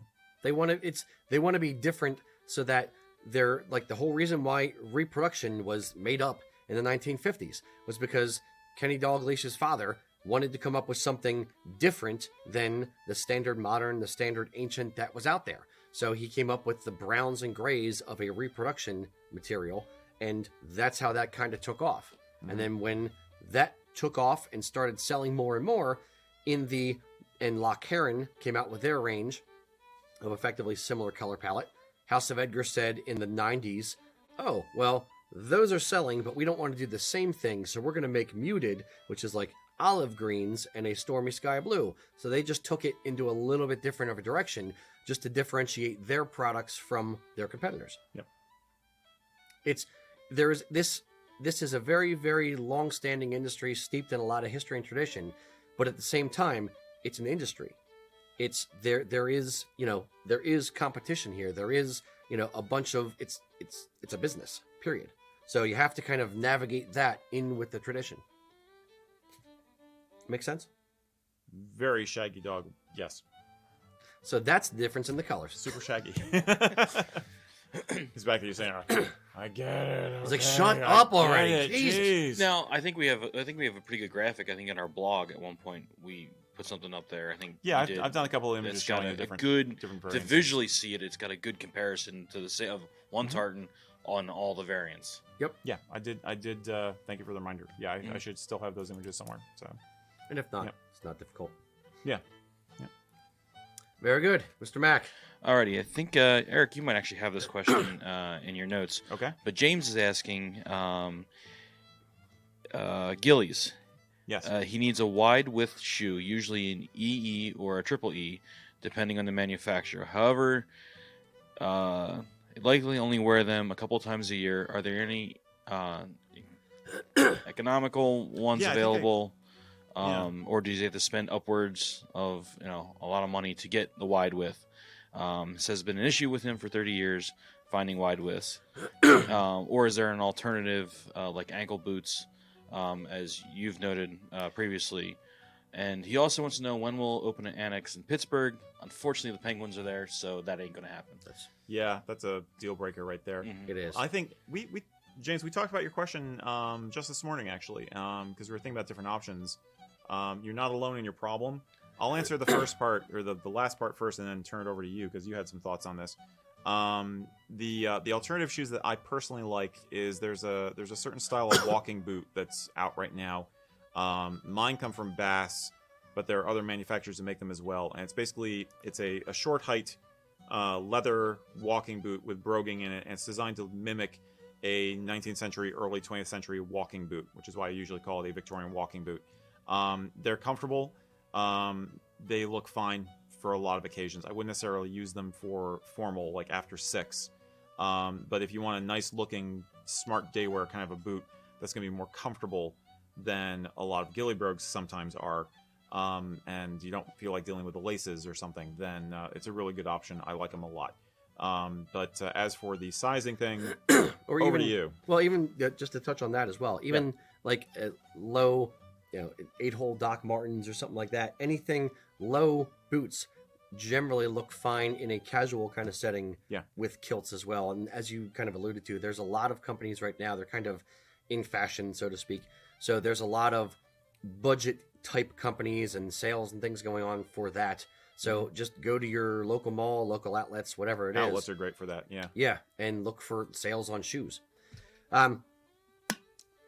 Ghillie Brogues in wide sizes. They are kind of a niche within a niche. Believe it or not everyone wears kilts yet. We're not quite there yet. We're working on it. That being said, the number of people who wear kilts who also wear Ghillie Brogues is, it's still a good chunk within that niche. Yeah. But the guys who have wide feet within that are even smaller of a niche. So they're not manufactured as much or as highly as you would necessarily like. So there are limited options in what you can purchase in them. I'm going to come up with an analogy, and this is not meant to sound harsh, but, kind of going back to what I had said, in previous, was if I went into a Chevy dealer and said, you know what, I want to buy this Corvette, but I'm only going to drive it a couple days a month, so I don't want to pay the full boat for it. I only want to pay this much for it. It's not how much you want to pay for it and how much you're going to get usage out of it. It's how much it took to make the thing and the model that it is and all the effort that went into making it. So it's really up to you to figure out, okay, how much am I going to wear the kilt with Ghillie Brogues, and come up with your own financial decision. Again, we don't want you, mortgaging your house to be able to afford stuff. You might be able to sacrifice other parts of the outfit or go a little bit less expensive on other parts of the outfit in order to afford it. You may have to save up a little bit longer in order to afford it. You may be able to get away with buying a less expensive pair of ghillies, and if you have a shoe stretcher, put it in a pair of cheaper ones with a little bit cheaper leather and stretch them out. If you don't have a shoe stretcher, then buying a shoe stretcher would probably end up costing as much as the $120 pair of Ghillies that have, you know, the wide sizes. So it's really up to you to figure out how much you want to spend on the thing. How much is it worth to you? If you say, I cannot justify, or my wife won't let me spend more than this per month on my kilt budget or per year on my kilt budget, then wear a pair of wingtips or ask for it for Christmas. There are other ways to get what you want, or ask for gift certificates from all the members of your family from a particular kilt store that you can then purchase the Ghillie Brogues so that it's not putting a pinch in your wallet. When it comes to Highland wear, when it comes to things like that, you get what you pay for. And cheap Ghillies or cheap kilts or things like that won't necessarily be good. They'll be serviceable for the amount of money you're paying, but if you're looking for something good, or you're looking for something not odd, but you're looking for something that's less common, like wide Ghillies, then if you want it, you have to pay for it. You can't necessarily have your cake and eat it too. Mm-hmm. But there are ways to bake your own cake by getting the ingredients from your family members. I don't know. Stone cake. I think my analogy failed. I think miserably. But yeah. I just want to say I feel your pain. I don't have super large feet, but I do have pinky toes that stick out, and I find I have issues with a lot of different shoes because of rubbing. Yep. So Ghillies are definitely a challenge. As much as we love Ghillies here and think they look cool and they add a certain panache to an outfit of a certain gravitas, they're a modern thing. Honestly, for the most part, they really were invented like in the 40s or so to try and give yet another layer of throwback to survive as a survival of a tradition, and casting your memory back and your romantic vision back to the olden times when they strapped on their shoes. So if they got stuck in the mud, the shoe wouldn't get stuck and they'd bring the shoe out of the mud safely. So you had the holes in the shoes and you had the straps going up your ankles so you wouldn't lose your shoes.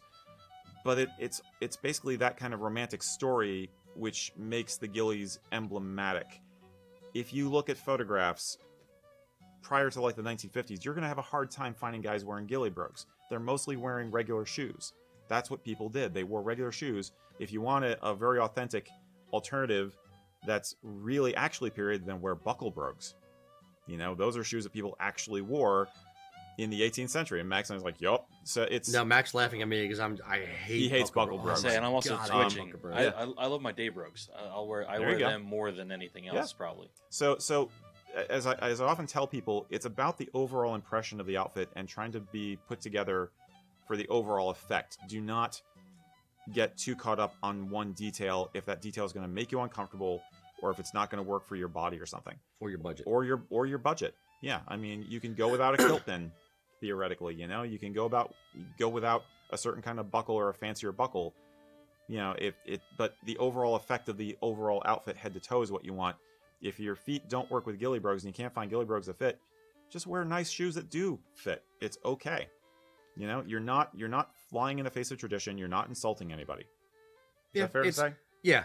But for me, ultimately, it's the balance of what are you comfortable spending, what do you want to actually look like as a finished product, put together head to toe, and then trying to get as close to that as possible. And if you can't, being okay with that and saying, okay, well, if I refuse to spend more than $500 on this list of accessories, then say, okay, well, maybe this sporran, maybe I could get the model that's $30 cheaper that I don't like quite as much, but that does give me more comfortable shoes.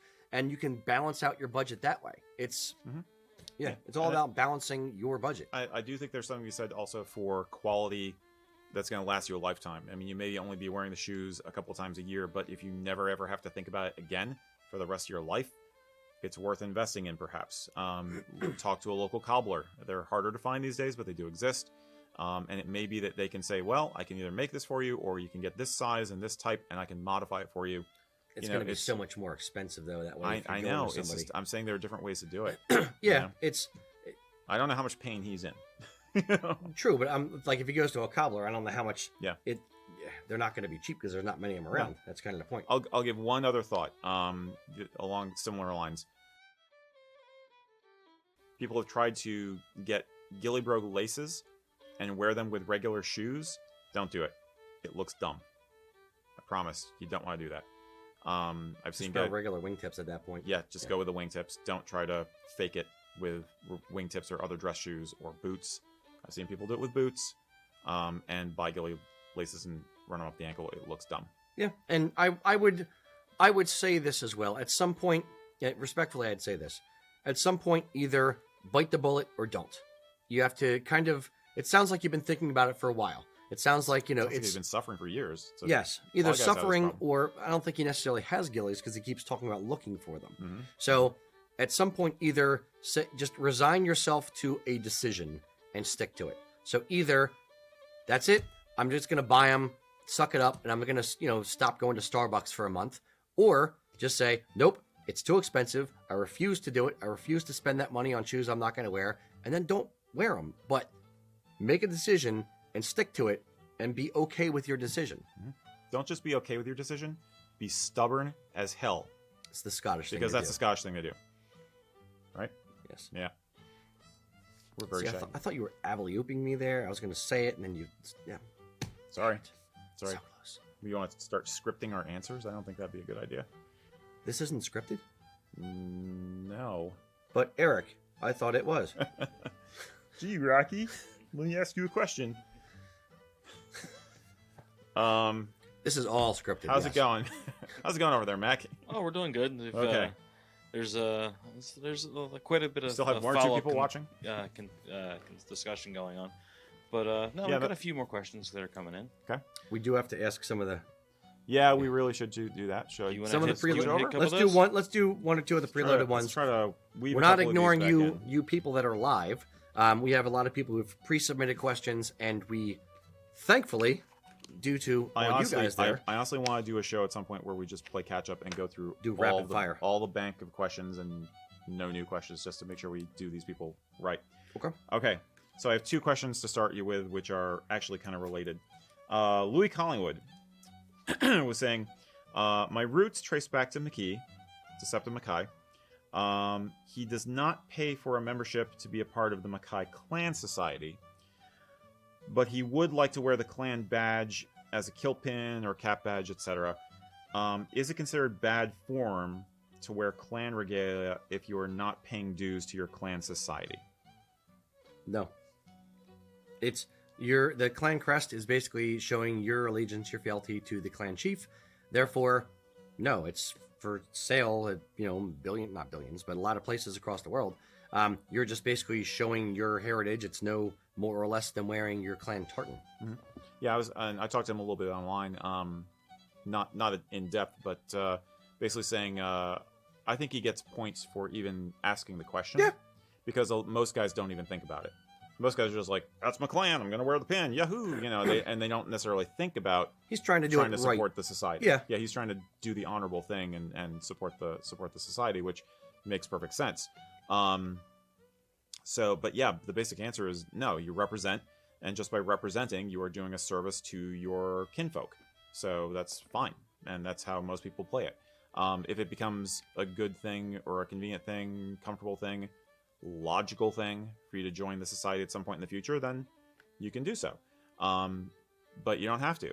That dovetails to my second question, which was from Trevor Swoverland. Hope I pronounced that right. And Trevor was basically asking, are clan societies worth joining? What do you get out of joining a clan society? Is it worthwhile? What's the point? The clan societies in the U.S. It's a thing to basically connect clan members. You can join the Stewart Clan Society, Mackay. There's a lot of different clan societies, and what you get out of it is effectively like a T-shirt, a newsletter, and a membership card. It's not generally a lot to what you get out of the membership. But to paraphrase a politician, which I don't do often, ask not what your clan society can do for you. Ask what you can do for your clan society. Think about it from the other side. What the clan societies are actually doing is preserving and putting forth, the culture, the heritage. They're trying to engage people in conversations. The volunteers, and they're volunteers for clan societies, they are not paid. They go around to different Highland games and they put up their, fly the colors, fly the banner. They put, Mackay, list all the steps or whatever. And then people come up and they talk to them about their family history. And they are there kind of as ambassadors, as mentors, as liaisons for this. And they're just getting people information and getting them excited about and interested in their own family heritage. And they're answering questions about that family heritage. So your membership dues, whether it's, $40 a year or whatever it is going to help defray the costs for, paying to go to an event or for whatever, those types of things, and to support the heritage. So you're not getting anything necessarily tangible out of every interaction with a clan society, but you're getting good juju and you're getting karma points and you're helping to preserve the culture which you are a part of, and I'm assuming you want to see preserved. Because if it wasn't for clan societies and things like in NASCA, or there's like the different acronyms for different clan society organizations and mother and umbrella organizations, if it wasn't for them, then a lot of these things would kind of die off and there'd be less interest and you'd have nowhere to go to ask the questions. I mean, if you Google Mackay Clan Society or Mackay, clan, you're probably going to get to their clan society website, who's going to give you a load of history about it. Yeah. And those kind of things wouldn't exist without the membership supporting them. Yeah, and I think the website, the electronics, is really a lot of what the dues go for these days. Yeah. It really is maintaining the website. If they do a printed newsletter, which I guess several still do, things like that. One of the fringe benefits of getting in touch with your clan society is sometimes there will be clan-centric trips back to Scotland. So there's some really cool opportunities you can sometimes get, or even start on your own hook, to get your brothers and sisters in the clan to go on a trip to go back and visit the family castle, for instance. Or just meeting people who have the same interest in your area as you. Yeah. Just meeting new friends, period. It's society. The word says it all. Basically, it is about being part of that society of people. So yeah, it's definitely worth doing. Yeah. It's not, it's not tangible, like you said. If you're in it for cookies, you're not getting cookies. That's an SCA term. It's like people say, like, you did this just to get the award, and you did it just to get the cookie. Yeah. That's not what it's about. Yes. No, it's about supporting the culture, supporting the heritage, and preserving it for future generations. Period. But you don't have to, and you can absolutely use the regalia. Don't go with the eagle feather. That's a different discussion. But the crest, the clansman crest, is yours to use as well as a tartan. So just enjoy it and be proud and answer questions when people come up to you at events. Even if you're not a member of the society, you are a representative of your clan. So roll and with of this heritage, and of this, and of tartan, and of everything else. We talk about being good ambassadors and good mentors for people who are coming up to you. Either they know something, or they know nothing, or they just started wearing kilts, or whatever. And the onus is on all of us to be good mentors and good ambassadors for this stuff. Absolutely. Indeed. Here endeth the lesson. Gets me right there. Yeah. Gets me right in the feels. Should I do another one? Sure. Okay. All right. Mario, our man in Canada, was asking, if your glengary is too large and has some overhang at the back, is it possible to make it smaller? Yes. A trick that we do here in the shop, if we are out of a particular size, we'll call the customer and say, hey, you ordered a 59 Glengarry, and we don't have any 59s. I do have a 60, and then in the back of a Glengarry, there is like a V notch in the back of the hat. And if you actually tack a little bit of the top of that V, the base of the V notch, about, just tack a 1/4 inch, 3/4 or 3/8 of an inch of a tack at the very top. It's just pinching it back towards the back of your head a little bit. Yeah. Takes up a little bit of extra room. It's not noticeable at all. It's black thread on a black hat. And that's an easy way to cheat it and kind of shrink it down a little bit. That is a much, much better option, much, much more control than trying to wash it, and shrink it. Oh, no. Don't do that. No. Just do the little tack. It'll get much better results. Yeah, pipe band guys do this all the time. And by the way, he's talking centimeters when he's talking about 59 to 60. Maybe it's obvious, I don't know, but 59 to 60 centimeters. You're not talking about a huge variance in sizes. You actually have more control over sizes with centimeters than you do with American hat sizes, I think. Well, these are the way our glengarries run is there come EU sizes, which is centimeters, and then UK hat size, which is like 1/8 of an inch bigger than the US hat size. There's too much confusion, and who the heck knows? Like, I'm 7 3/8 in my hat, and no, it's just give me your. I like the EU way of doing it, which is take the circumference of your head. That's the size. Ta-da! Done. It's just that simple. Yep. Did you have any input on this one, Mac? I was just curious.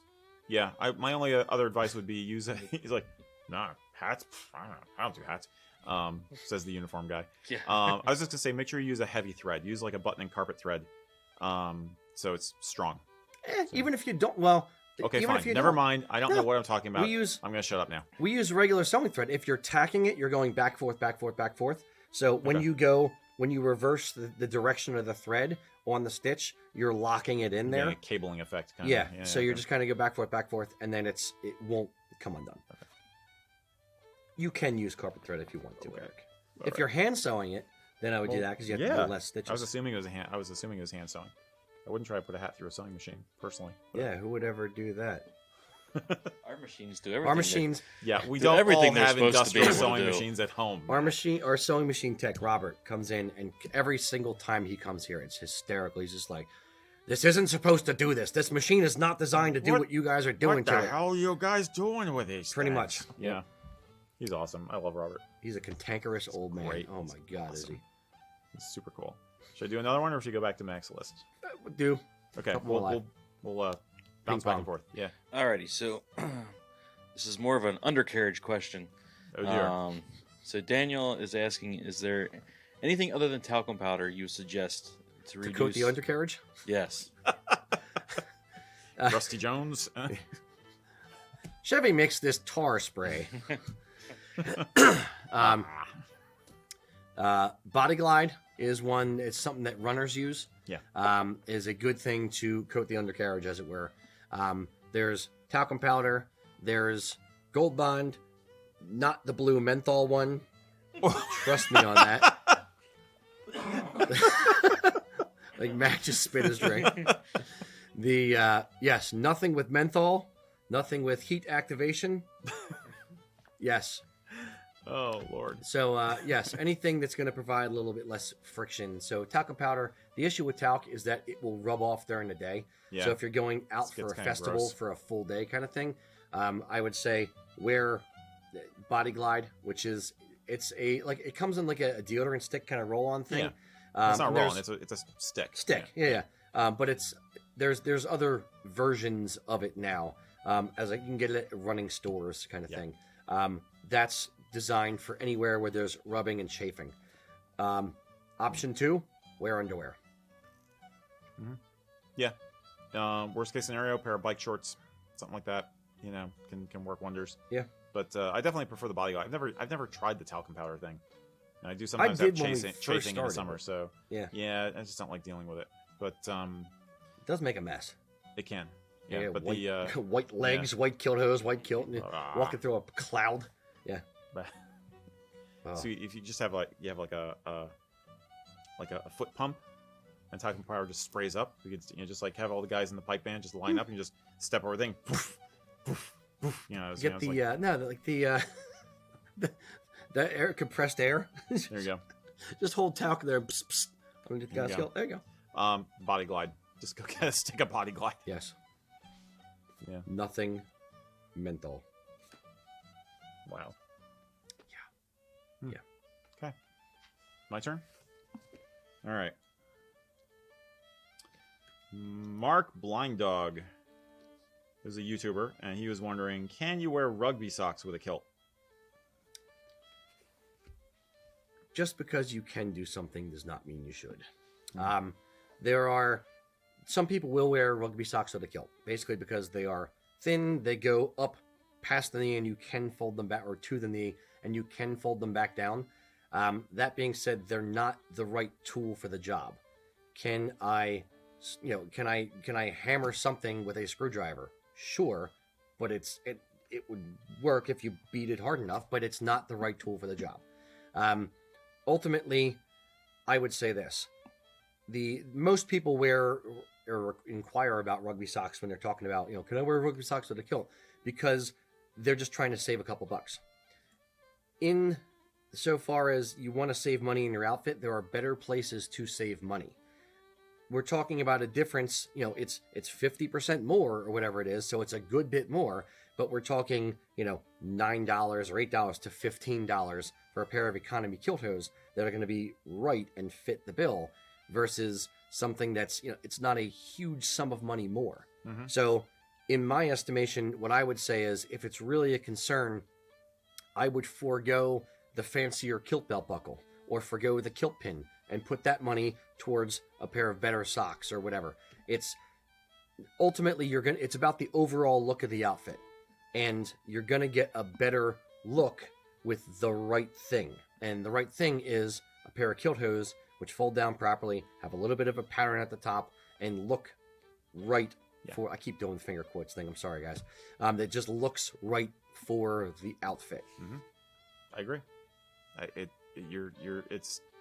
It's just cutting a corner that doesn't have to be cut.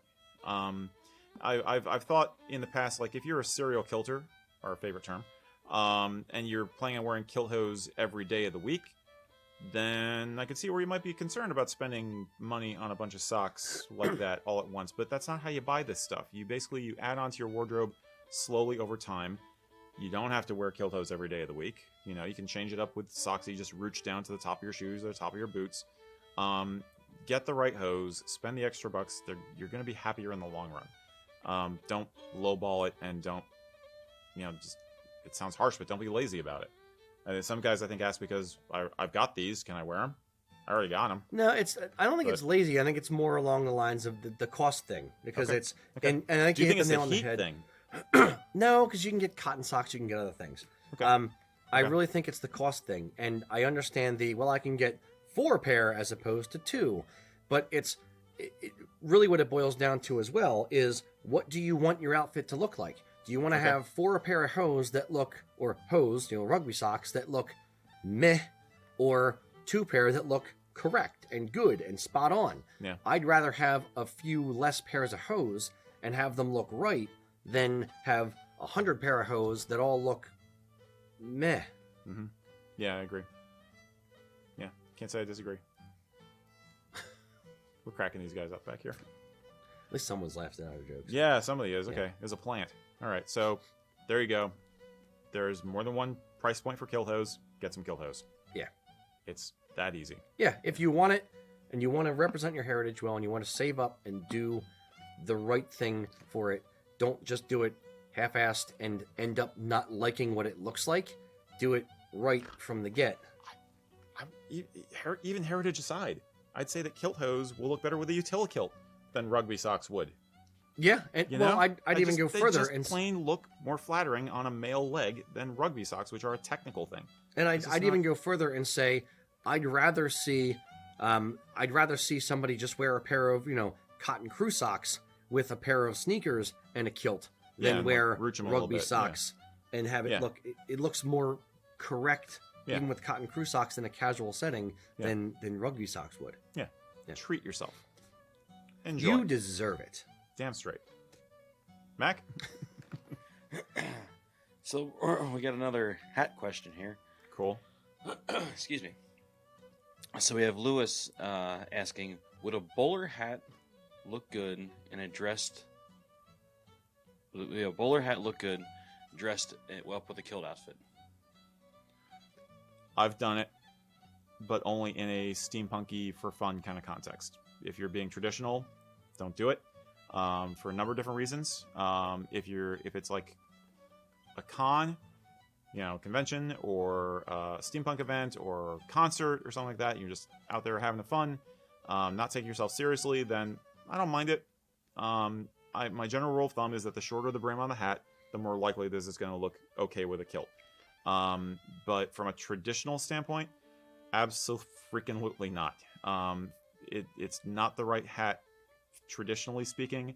It's also very much an English thing, and I don't think if you're trying to represent Scottish or Irish heritage, you want to wear an English hat. Yeah, that'd be my word. Is basically as a lark, sure. As traditional dress wear, no. Halloween was yesterday, and unless you are Every day is wearing Halloween. long eyelashes and the eyeball cane and the big codpiece, a la Alex from Clockwork Orange, no. Negative Ghost Rider. The pattern is full. Now he's more conservative with his dress than I am, obviously. But yeah, it's just not. It doesn't look like you're taking the heritage side of things seriously. So let's gauge it that way. The more serious the event is, the more formal the event is, the less likely it's going to be a good idea. And I'd say this: it's also probably because he's an American doing the American thing of trying to mix different parts of It's just having fun. things together and having fun with it, not kind of knowing exactly what is and isn't, parable. Yeah. But we often say that basically the more casual you go, the more the rules go away and you just have fun with it. So that's why I said I've done a bowler for steampunk, and I do a Greek sailor hat. Let me say that again. Greek, pronounced right. Greek sailor hat as a kind of an alternative to a flat cap with a kilt for casual day wear, just walking around and stuff. And I think that looks pretty sharp. So, yeah. Adorable, even. No, you're biased, but thanks. All right. All right. It's almost 5 o'clock. We started Maybe about we should go. 10 or 5 Yeah, we minutes should late. go overtime. Yeah, We should 3 definitely more. should. Maybe even 4. Okay. Let's see. Look at my scotch. Very basic baseline question. Corey P was asking us, how do you pee in a kilt? How do you pee in a kilt? How do you relieve yourself in a kilt? Grab the bottom, lift, and go. There's not a lot to peeing in a kilt. It's a lot easier out in nature. Then pants and flies. That's why hikers like kilts. Do you remember the commercial? There was a Levi's button fly commercial a few years ago. 2 snowboarders going down the mountain, and they get to outhouses and both jump in. And the guy with the fly has his zipper stuck, and the guy with the button fly is like, "Ha!" And he jumps out, and the other guy's like, "No!" Like it'd be even easier in a kilt. Just go, done. Okay. Yeah, you have to aim in there, or is It depends how close you are to the target. That's true. Yeah. Now I will say this: maybe some guys would feel awkward if they're not used to it because you can't see what you're doing. Like if you got the sporran there and everything, you're kind of like peeing blind. Yeah. Oh, you can if you lift the hem up, you can kind of like tuck it under your chin if you need to, or hold one and hold with the other. Yeah. You might need to keep a grip on the fire hose. Fair. If possible, but or garden hose for some guys. Yeah. Well, no, we're all Scottish here, so fair. Yeah, but no, it's really no big deal. Yeah, it's don't overthink it. Trust your instincts. You'll be fine. Let nature take its course. Yeah, pretty much. So yeah, I think it's funny that it's the little things that people get intimidated about when they're just getting started on wearing a kilt. To that, I had another question. What was Johnny Black right here. He was asking. No one on this show usually asks this question because you guys are kind of already into this, but Johnny Black was asking us, what is the pouch thing in front of the kilt called, and what is it for? The pouch worn on the front of a kilt is called a sporran. It is basically you don't have pockets in your kilt, so the sporran is where you carry all your stuff, your keys, your wallet, your smokes, whatever you got with you. Yep. Originally, it was the way the Highlanders would actually, carry their food, carry whatever they needed to. Oats. Yep. And it would be, basically worn. That's for you. Oh, thanks, sweetie. It'd be worn on the side, on the belts, and more of a belt pouch. And as it kind of evolved, it just became a pouch that you would wear in front on a sporran chain or on a strap. And it would just hang in the front, basically over your manhood, help keep your modesty a little bit, and you sit down and give you easy access to whatever you need to have access to. Yeah. That's basically all it is. Now, there was a time when a lot of pipe bands would have fake sporrans or quasi-functional sporrans where it's purely decorative on the front, and there might be like a tiny pocket for a credit card. Or it was just like literally a piece of cardboard covered with some suede, and that's it. And then you have the fur or the hair on the front to make it look like a true horsehair sporran because it's part of the uniform. And I think a lot of people got the impression, when I was a kid, I thought this actually, that the sporran was just some kind of a formal decoration. And I didn't even think that it was some kind of a cargo device. I just thought it was like, oh, it's just something you wear in front because it's part of the uniform. Right. You know, but it actually is functional. Functional, yeah. Truly functional. I think we're in a better place nowadays with the variety of sporrans available than at any time in history, actually. You know, I think your options were a lot more limited 10 years ago, 20 years ago, 100 years ago, you know? Yeah, well, 10 or 20 years ago, we still had all the options, but, 50 years to 100 years ago, yeah, there was probably less. Certainly not the decorative options. I mean, like, semi-dress didn't exist. Semi-dress sporrans didn't exist. Correct. But then there's some that have gone away, like the Prince Charlie sporran, which is a full fur sporran with a, like a day sporran shape. Yeah. All fur with a metal plate on the flap, and the flap even had fur and all that kind of stuff. So there's some things that have gone away, but yeah, they will come back in the same way that other Victorian stuff is kind of coming back with the goat hair and stuff like that. Right. You have the Downton Abbey effect, where everything old is new again, and tweeds are cool again, and all that kind of stuff. And at the opposite end of the spectrum, you have the tactical sporrans, which are basically like a nylon fanny pack turned into a sporran. So that's more of an American thing. It's nobody totally in the UK an American thing, but it's an awesome thing if you're hiking. It can be a very handy thing if you're out in the bush. Trust me. But would I wear it any other place? No. But for me, it's more the form follows. Well, form follows function, and I would leave if I was hiking in a kilt and I had a backpack, and I would wear belt pouches and that kind of stuff before I would wear a sporran, because I would want an ease of movement of my legs. And I'd want all the weight on my hips versus trying to have a bag in the crotch. Yeah. If I have to jump from rock to rock and I tap myself and end up on my knees, it's not going to be a good day. I'm imagining the echo through the glass. A lot higher pitch on that. Yeah. But I hope that answers the question. Yeah, about, hopefully. Yeah, what a sporran is. Yep. Buy two. They're small. Mr. Mack. Well, the comments are saying sporrans are actually the candy and business card holders. So yes, there is that. Absolutely. Yep. So Derek is asking, belt with a semi-dress sporran and vest. Is that good, bad, ugly?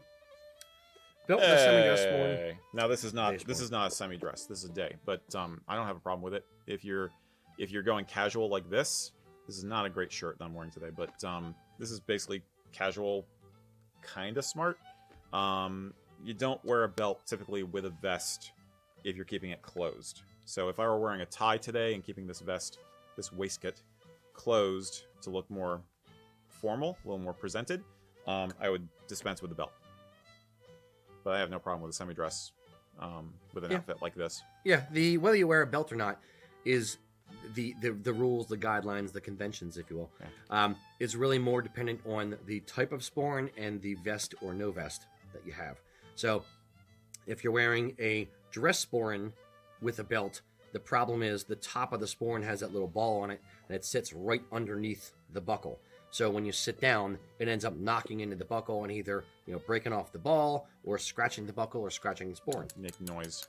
Yep. Clackety clack. And clickety clang. Mm-hmm. For the waistcoat, if you're wearing a waistcoat closed or a vest closed, vest and waistcoat are the same thing, just for those who don't know. Mostly. Effectively. Modernly and Americanly. Anyway, go ahead. The close enough for government work. Yeah, put it that way. Go ahead. Yes. I'm sorry I derailed you. I'm sorry. No. Go for it. Now I'm all done. That's it. Show's over. No. They're when you're wearing a waistcoat or a vest or a waistcoat, if you want to pronounce it that way, or whatever permutation of the upper garment. Quite. It covers up 90% of the buckle, so you can't see the design anyway. So the point is, just leave it off.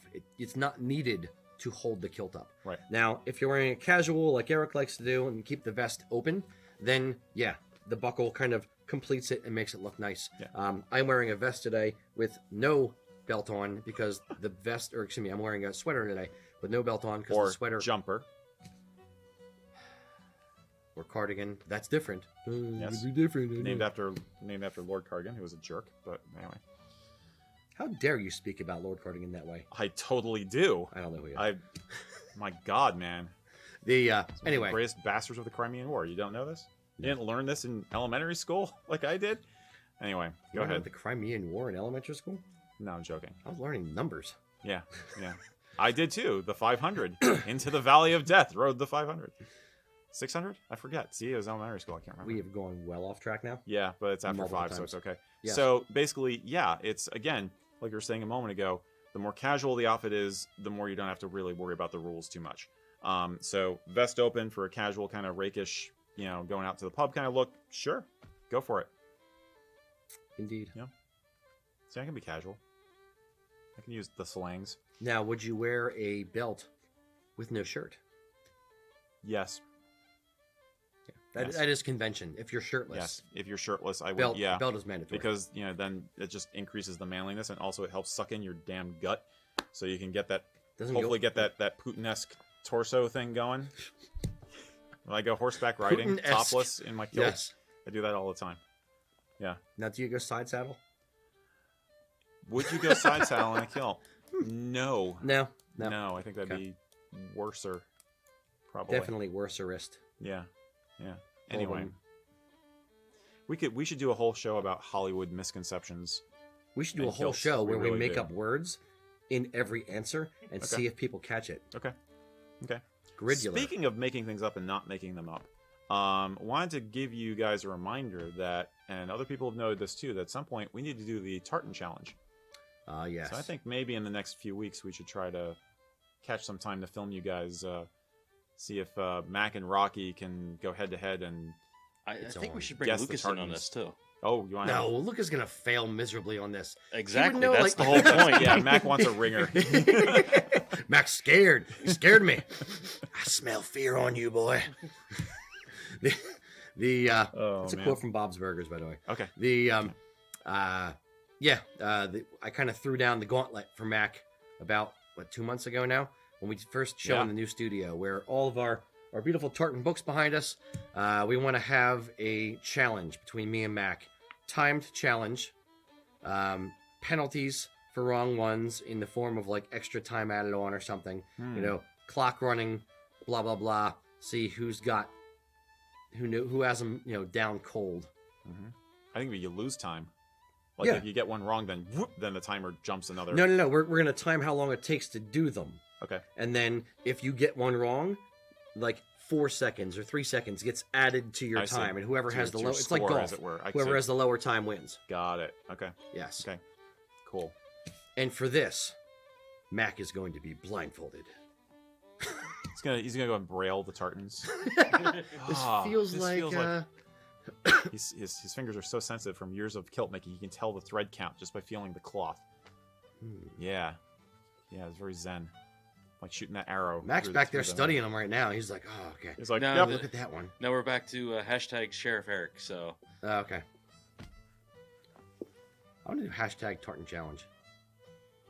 Hashtag Sheriff Erik. I have a hashtag now. I'm a hashtag. Yeah, boy, Interesting. I'm a hashtag. Interesting. Okay. I've never been a hashtag before. That's awesome. Congrats. You have bested you. me, sir. You have Thank you. You have become a hashtag before me. Yes. Yeah. Hashtag Rocky Sad. Rocky Pout. Should we keep going? or Yeah, are we we'll gonna call it a do day? one or two more. Mac. Okay. Still got the ducky out. So, Mr. Mac. You still got the duck yet. For those who have no nobody idea- has no idea what you just said. Now, here's the inside joke. Mac, hold it up. Coraline, bring you guys on. We have when there are questions from the audience, we have our little rubber ducky that lets me know that Mac That's our has signal. questions. Yeah. So, yes, we have a rubber ducky in the studio. Don't know where it came from. Rubber ducky. is he the one? Yep. Is he? He makes kilt time. It Lots makes of fun. bath time lots of fun, Mac. Okay. Okay, Mick. So, Philip, we had to talk about ghillies. He's asking, how often do we wear them? Is it mostly formal occasions that we wear them? He hasn't worn a tux since 2000, and is it something someone should really invest in? I wonder Ghillies? if we're going to be the same or different on this one. You go first. It depends on how often you wear your kilt and how much money you have in the bank and how well you want to be put together in the outfit or how casual you wear it. There's a lot of different factors. So if you do, not even formal, but if you do a few dressy type functions, and by dressy I mean like go out to a nice dinner with the wife, go to church, whatever, and you're doing that in your kilt, then I'd say, yeah, it's probably worth investing in a pair of ghillies. If you wear your kilt 5 times a month or more, then yes, I'd say it's probably worth investing in a pair of ghillies. Mm-hmm. If you're wearing it twice a year to festivals in the summer, and that's it, no, save the money and throw it into a sporran or throw it into beer at festivals or whatever. Get a different part of your kit with that money because you're not going to get the usage out of it. Yeah. Brown ghillies are my biggest for customers. If I was a customer, Yeah. would I get a pair of brown ghillies? How often would I wear them? And if you wear a lot of brown leather stuff or you wear smart day wear tweeds a lot, then in my estimation, a brown pair of ghillies is good to do. Yeah. If they look pretty not, sharp. then no. Yeah. To be perfectly honest, I wear them less now than I used to. I've always had a rule of thumb that I try to wear a tie once a week, and I try to when I was doing more work with the sales team, I would make sure I was in ghillies and a tie and smart day wear every Saturday. During the middle of the week, one might be a little more casual, but always put on best gear for a Saturday, and that's basically to be professional and presenting well. In my own time, I'll only bring them out for very special occasions, like a holiday party, burn supper, St. Andrews, occasional birthday dinner out. But honestly, a lot of time, if I'm going out on a date night with my wife, we're going to like an ethnic restaurant of some kind, and I want to look nice, but it doesn't feel ghillie worthy for me, if that makes sense. Yeah. I like how you specified date night with my wife, but there was that minor I pause could have there. date nights with other people. That's fair. But anyway, so yeah, and again, I've been, ever since I've started learning more about this stuff, I'm fascinated by the evolution of the fashion, and since my heart is mostly in the 19th century, I don't feel as wedded to wearing Ghillie Brogues personally, because everything I talk about with how ghillies are more of a modern invention. So yeah, I would say I use them now for special occasions, not once a month even anymore. I think it's definitely worth having.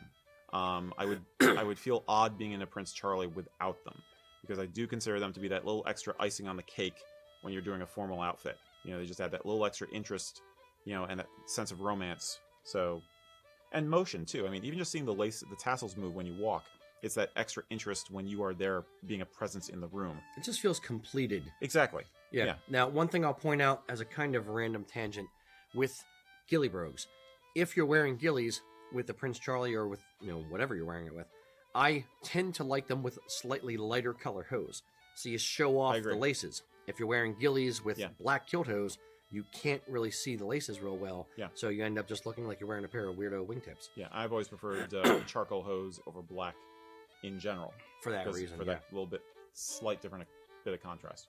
Agreed. Yeah. So hopefully that helps. Yeah. Yes. All right, one more. Okay. From Mac or me? You. Let's see. I'm going to give you a cultural one. You can be philosophical here. Charles Driggers, who is a YouTube guy, watches us on YouTube, saying, I seem to be seeing a lot of negative connotations from the Scottish towards people from the United States. It seems they think we are stupid or fat or lazy, etc. Is there truth in any of this? And if so, why? Any information you can give me will be greatly appreciated. Perceptions of Americans by Scottish people. Good, bad, and different. It depends, just like anything, it depends on who you run into and who you've interacted with. If you're, what the Scottish people are fed via news and whatever, and via media consumption of Americans is, Housewives of New Jersey, or, movies coming out of Hollywood and that kind of stuff, or news events of, things that are happening in the U.S., they're going to get a lot more global news than we do here in the U.S. Most of our news stuff is mostly U.S. based. There's not a lot of international on our news stations. But it really boils down to what they've seen and how many Americans they've met. If you go over to Scotland and you're a loud, obnoxious, fat jerk, and you're the only person from America that they've met, they're going to have a pretty bad, taste about Americans in their mouth. This kind of, underscores my point of being a good ambassador. Every time we've gone over, my wife and I, to the UK, we've been, going out of our way to be, I don't want to say nicer, but, to interact with people. And when people hear an American accent, there's a curiosity there. They want to talk to you. It's out of the norm. It's not something that they hear every single day. In the same way with, if you were, at your local Wawa or grocery store or whatever, and you heard a Scottish accent, you'd be, your ears would perk up. You'd want to, interact with that person.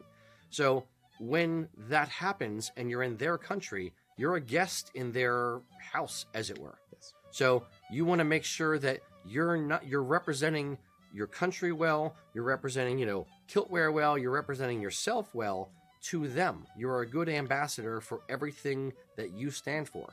So, yeah, basically just don't be a jerk. It's number one rule in our Facebook group, number one rule in life. Don't be a jerk.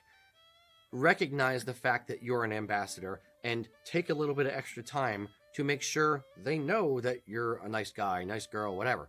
When we were in Ireland, it was I forget what the election cycle was. It was 2012, I believe, or no, it was 2008. We were over in Ireland, and they were extremely interested to hear about Barack Obama and Hillary Clinton and all this kind of stuff back then from an American. And we would get stopped in grocery stores or whatever in Ireland, and they would want to know all about our feelings on things and how we thought things were going or whatever. And I'm not talking politics, but they just they were very curious about Americans and about America from an average Joe American insider perspective. Yeah, an insider perspective. Yeah. Thank you. Okay. So I am an ambassador in that moment. And if I say to them, look, I don't got time to talk to you right now, I'm trying to catch a train, I'm a jerk. So you're an ambassador. You have to sit there and you have to kind of talk to them and engage with them and show them respect in the same way that you would want it shown to you if you were in a store and somebody was in front of you in line and was talking with a Scottish accent, and you're like, hey, my grandpa's from Scotland. Where are you from? And they said, Dundee, I gotta go, and left. You'd be like, wow, that guy's a jerk. So it's extrapolate that out 100 times. And if every single person you meet is a jerk, then they're going to form that opinion of Americans. Yeah. If every single person they meet doesn't fit the housewives of New Jersey, whatever it is with them. I'm sorry to all you housewives in New Jersey. I think you mean Jersey Shore. I think that's the Both. show. Really? Okay, Both. whatever. I've never seen Housewives. I don't watch TV. Whatever. No, my wife's seen it. It's Okay. I'm not going out on a big limb here, Eric. Anyway, it's ultimately you're an ambassador. Act like it. Yeah. Is effectively the harsh way to say it. I'll say number one, I don't care if you're fat. No body shaming. Okay. Number two, we get fed cliches about Scotland as well as other countries as well. Like the meme videos are going around about the crazy Scotsman. It's the kid he puts on the See a Jimmy hats. The See You Jimmy hat, and he's in the store and he starts going crazy about, right, I'm gonna get the Iron Brew. Yeah. That a lot of Scots, to their credit, are able to laugh at that, but frankly, that's a crass stereotype. Okay. Is he? I know he's from the UK. He's from London, mate. Is he? Okay. Oh, he's totally London. Yeah, he's totally. I didn't know if he was Scottish. If you listen or to the English. voice of his friend, he's got like an East Ender accent going on. He's definitely English. And I was gonna say the English. You flip it on its head. And this doesn't apply to Scotland and Ireland as much as England. A lot of time, they really admire the fact that we Americans tend to be able to be more relaxed and let our hair down, because they still, to this day, have to deal with the whole stiff upper lip thing, and there's still very much a class consciousness issue, which pisses a lot of them off if they're in a lower to middle class bracket. The whole, heck with the royals thing. We've removed the stick. Yeah, in America. And they actually kind of, a lot of the people I've met at least, they kind of envy that and breathe a sigh of relief in some ways. There are ugly Americans, but there are also ugly Scotsmen. There's ugly people everywhere. So yeah, you need to have some decorum. I am convinced, and this is probably the most conservative I'll ever sound, I think that there should be freaking manners and decorum classes in high school. I think kids should be taught elocution and proper manners in this day and age. I think we should be taught proper English first, and then move from there. You're preaching to the choir here. Yeah, absolutely. Understood. Now language evolves, but as an English major and a writer, yes. But yeah, so it's basically you can't change a stereotype overnight. You have to fight it individually. You know, just like Rocky was saying. You know, it's a one-to-one thing, one friend at a time. Right? Agreed. Right on. All right. Thank you, boys and girls, Thanks for listening to us preach. for listening to us preach, and for your shaggy dog lengthy discussion, attention, such that it is. Yeah. Anyway, check us out on Facebook. Check us out on YouTube. We're just playing around with doing stuff on Twitch. We're doing stuff on TikTok. We are all over the place. We are taking over the world. So, catch us pretty much anywhere you can catch media, period. So, with that being said, till next time, Slanjava, boys and girls.